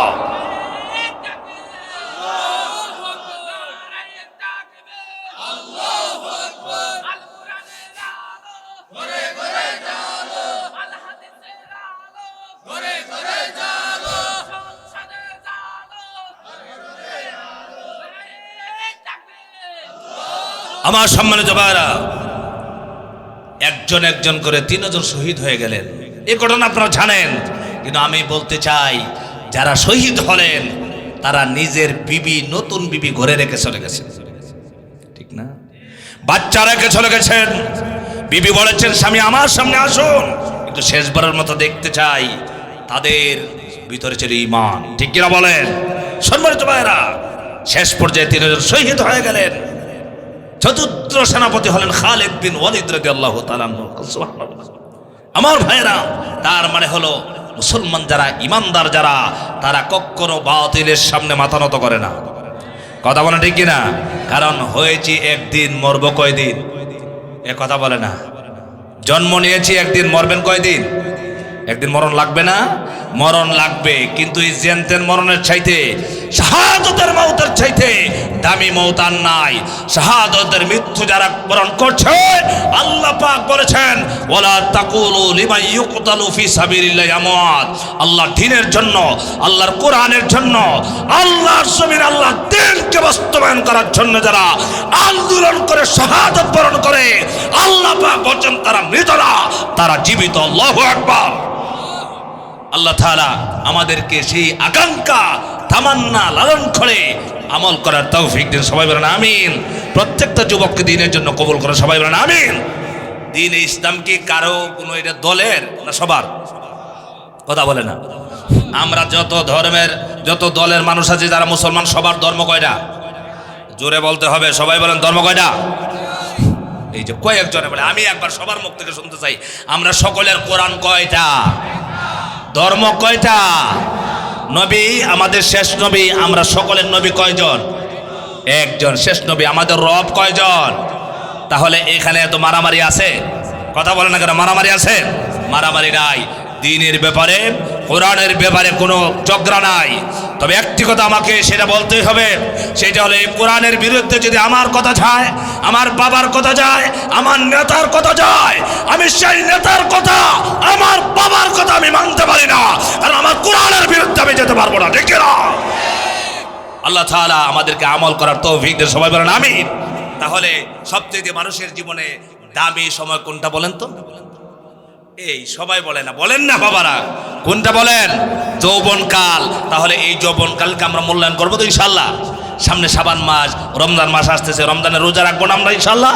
ও যুবকেরা, আপনারা যদি বলেন আমাদের এলাকায় রোজা ছাড়া কেউ প্রকাশ্যে কোনো হোটেলে খাওয়া দাওয়া করতে পারবে না, ও কি কেউ সাহস আছে? বাপের পেটার ক্ষমতা আছে? আমরা কি দেখি রাস্তায় রমজান মাসে দিনের বেলা আমি দেখি মুসলমানের সন্তানেরা সিগারেট টানে।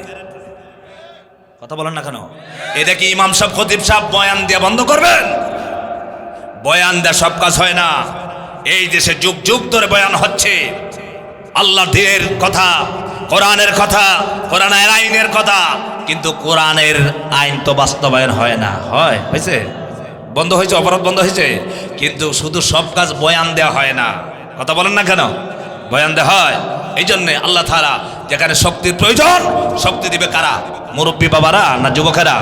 যুবকেরা। আল্লাহ তাআলা রসুলের সাহাবীরাও ছিলেন যুবক। উমর রাদিয়াল্লাহু তাআলা যুবক, আবু বকর সিদ্দিক রাদিয়াল্লাহু তাআলা যুবক, হযরত আলী রাদিয়াল্লাহু যুবক।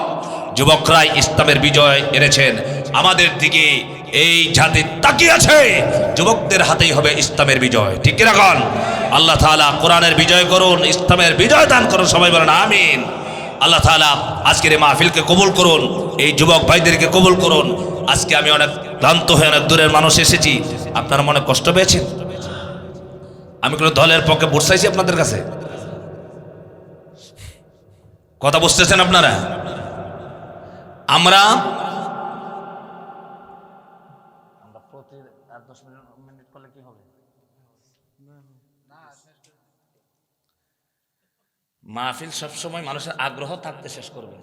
প্রতি বছর মানুষ হবে, মানুষজন উঠে চলে যাবে, এই সময় শেষ করবেন, মানুষ কম হবে। জানি না, এটা মানুষ তো এমনি নামাজ পড়ে না রে ভাই।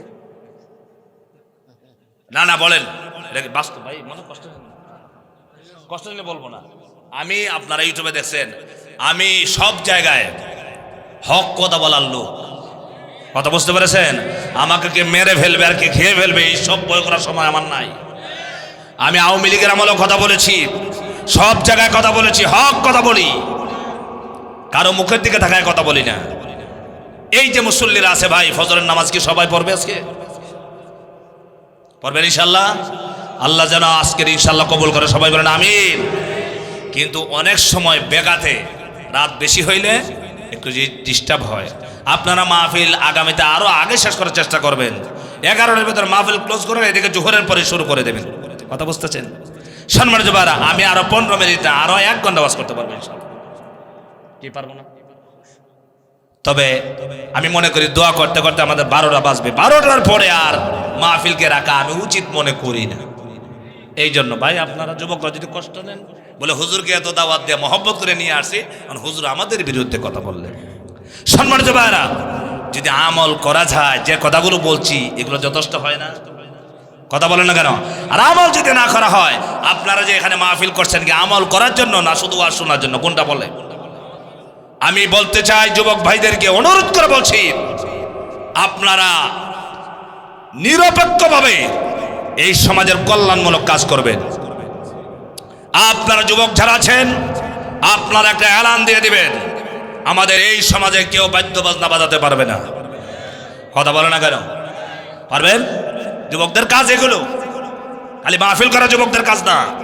প্রত্যেকটা যুবক, ঘরে ঘরে যুবকরা যদি একমত হয়, আমাদের এই সমাজে কোনো অশ্লীল কাজ হতে পারবে না, জুয়া হতে পারবে না, মদ খাইতে পারবে না, ইয়াবা আনতে পারবে না, বাবা আনতে পারবে না, কোনো বাপের পেটের সাহস হবে না এইসব অপরাধ করা।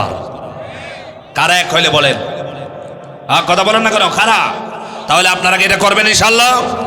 বাংলাদেশে অনেক জায়গায় যুব সমাজ করেছে, তারা বলেছে আমাদের এই সমাজে ডিজে পার্টি হবে না। আপনাদের এখানে হয়? আমার যেখানে আমি জুমা পড়াই ওই মসজিদের পাশে শহর, তো ছাদের উপরে 8 তলার উপরে ডিজে পার্টি। কথা বুঝতে পারছেন? আমি শুক্রবারে কঠোরভাবে বলেছি, কিছু মুনাফেক মুসলমান মুসল্লি ওইগুলো আমার বিরোধিতা করেছে, অথচ আমার পিছনে নামাজ পড়ে বলে হুজুর এগুলো বলে কেন? কথা বুঝতেছেন কত বড় মুনাফেক? এরপরে আমি এক শুক্রবারে বলেছি, আজ জুমার নামাজের পরে আসরের ভিতরে যদি এই এলাকায় কোনো গান বাজে, হয়তো আমি খতিব থাকবো, আর না হয়তো গান বন্ধ হবে ইনশাআল্লাহ। আল্লাহ তাআলা বন্ধ করে দিয়েছে। যুবকরা এরকম হতে হবে, যুবকরা এই চিন্তা করতে হবে যে আমার গ্রামটা একটা আদর্শ গ্রাম হবে। এটাকে আপনারা পারবেন? কথা বলেন না কেন? আর যদি বলেন না, যার ইচ্ছা যে করুক, সুদ করে সুদ খাক, ঘুষ করে ঘুষ খাক, আর বাবা করে বাবা খাইতে থাক, আমার কোনো সমস্যা নাই, চাচা আমার জান বাসা, কখনো সমাজ সুন্দর হবে না। ঠিক রাখাল? তাহলে যুবকরা মাহফিল করেছেন ভাইরা, আপনাদেরকে অনুরোধ করব, আপনারা সমাজ বিনির্মাণে, ইসলামী সমাজ বিনির্মাণে যা করার দরকার আপনারা করবেন ইনশাআল্লাহ। সবাই বলেন ইনশাআল্লাহ। আল্লাহ তাআলা কবুল করে, সবাই বলেন আমিন। এই যে আপনারা সুন্দর করে বসে কথাগুলো শুনছেন, আলহামদুলিল্লাহ, আমি খুব ভালো লেগেছে কথাগুলো বলতে গিয়া। আমার আব্দুল মালিক ভাই, অ্যাডভোকেট আব্দুল মালিক ভাই আছেন, আমার সম্মানিত সভাপতি সাহেব হুজুর আছেন, তিনি আবার মাদ্রাসারও সুপার। এখানে মাদ্রাসাটা কোথায়? ওই মাদ্রাসাটাকে আপনারা উন্নতি করার দরকার আছে। কথা বলেন না কেন? আছে। শ্রম দিবেন, মুরব্বী বাবারা দোয়া করবেন, যুবক ভাইরা শ্রম দিবেন। পারবেন ইনশাআল্লাহ? পারবেন ইনশাআল্লাহ? এই মাদ্রাসাকে সুন্দর করবেন, ওই মাদ্রাসা যত উন্নতি হবে আপনার সমাজ তত ভালো হবে। জানেন এটা? আচ্ছা, আপনাদের চট্টগ্রাম কক্সবাজারে বড় বড় মাদ্রাসা আছে না? পটিয়া মাদ্রাসার সামনে কেউ গান বাজানোর সাহস পাবে? কথা বলেন। হাটহাজারী মাদ্রাসার সামনে কেউ গান বাজানোর সাহস পাবে? পাবে না। কেন পাবে না? এখানে আলেম তৈরি হয়, মাদ্রাসা কোরআন হাদিস পড়া হয়, মানুষ বাজাবে না, তার বিবেক বাধা দেবে। আপনার গ্রামে যদি একটা মাদ্রাসা হয়, উন্নতি হয়, সেই মাদ্রাসার ছাত্ররা বড় বড় আলেম হবে। ঠিক রাখান? আর এই মাদ্রাসার খাতিরে এই সমাজটা উন্নতি হবে, উজালা হবে। তাহলে এই মাদ্রাসার পিছনে যুবক ভাইদেরকে শ্রম দিতে হবে। সবাই বলেন ইনশাআল্লাহ। আর এই মাহফিল ইনশাআল্লাহ কিয়ামত পর্যন্ত যারাই থাকবে, আমার সম্মানিত এলাকাবাসীর কাছে অনুরোধ রইল যে আমরা কোরআনের কথা বলি এবং শুনি। এই যুবকরা যদি মাহফিল না করত, এই যুবকরা এই সময়টা, এই সিজন আসলে আমার দেশে আগে গান বাজনা বেশি হতো। এটাকে জানেন আপনারা? আমাদের দেশে, এটা আমাদের অঞ্চল উত্তরবঙ্গে, ওই রাতে যখন আমরা ছোট ছিলাম, আমাদের বয়স যখন 7-8 বছর 6 বছর ছিল, চুন চুন চুন চুন করে দেখা যায় গান ওই বাড়িতে বাজতেছে, ওইখানে বাজতেছে মাইক দিয়ে। আলহামদুলিল্লাহ, আল্লাহ শুকর, আমাদের দেশে এখন যেদিকে যাবেন শত শত মাহফিলের আওয়াজ, কোরআন তেলাওয়াতের আওয়াজ হচ্ছে। ঠিক রাখা? এইটা আমাদের জন্য কল্যাণ না অকল্যাণ? আর জন্য কল্যাণ না অকল্যাণ? এটা কারা করতেছেন? যুবকেরা। এই মাহফিলগুলো করে কারা? যুবকেরা। আমাদের ছেলেরা 6 মাস 1 বছর ধরে একটা ডেট করে বক্তার পিছনে দৌড়াচ্ছে। অনেক মুরব্বীরা, আরে এ তো মাহফিল করে কি করবি? বাবারা দোয়া করবেন, তাদেরকে উৎসাহ যোগাবেন। এই ছেলেগুলো যদি মাহফিল না করতো তারা নষ্ট হতো। আল্লাহ তাআলা কবুল করেন, সবাই বলেন আমিন। আমি যে কথাগুলো বলছি, আল্লাহ তাআলা আমাকে সহ আপনার সকলকে আমল করার তৌফিক দেন। সবাই বলেন আমিন। আমার এই যুব সমাজকে কবুল করুন। মধ্যম কি রহমতের বিল আল ফালা সমাজ উন্নয়ন কমিটির উদ্যোগে এই আল ফালা সমাজ উন্নয়ন কমিটিকে আল্লাহ তাআলা কবুল করে। সবাই বলেন আমিন। আর এই যুবক, প্রতিটা যুবককে দ্বীনের জন্য কবুল করে। সবাই বলেন আমিন। মুরব্বী বাবাদেরকে কবুল করুন। এই সমাজের মধ্যে আল্লাহ রহমত বরকত নাজিল করুন। আমাদের দেশটা একটা শান্তির দেশ বানায় দেন, সমস্ত অশান্তি দূর করে দেন। সবাই বলেন আমিন। আর কিয়ামত পর্যন্ত যেন এই মাদ্রাসা জারি রাখেন, এই মাহফিলকে আল্লাহ তাআলা এখানে জারি রাখেন। এই জারি রাখার জন্য প্রত্যেকেই স্বতঃস্ফূর্ত মতামত থাকবে তো ইনশাআল্লাহ। আল্লাহ তাআলা কবুল করুন। এই পর্যন্ত রাখলাম। ও আখিরু দাওয়ানা আলহামদুলিল্লাহি রাব্বিল আলামিন। আইইউবি মিডিয়া, অপসংস্কৃতি মুক্ত আধুনিক ভিডিও সেন্টার।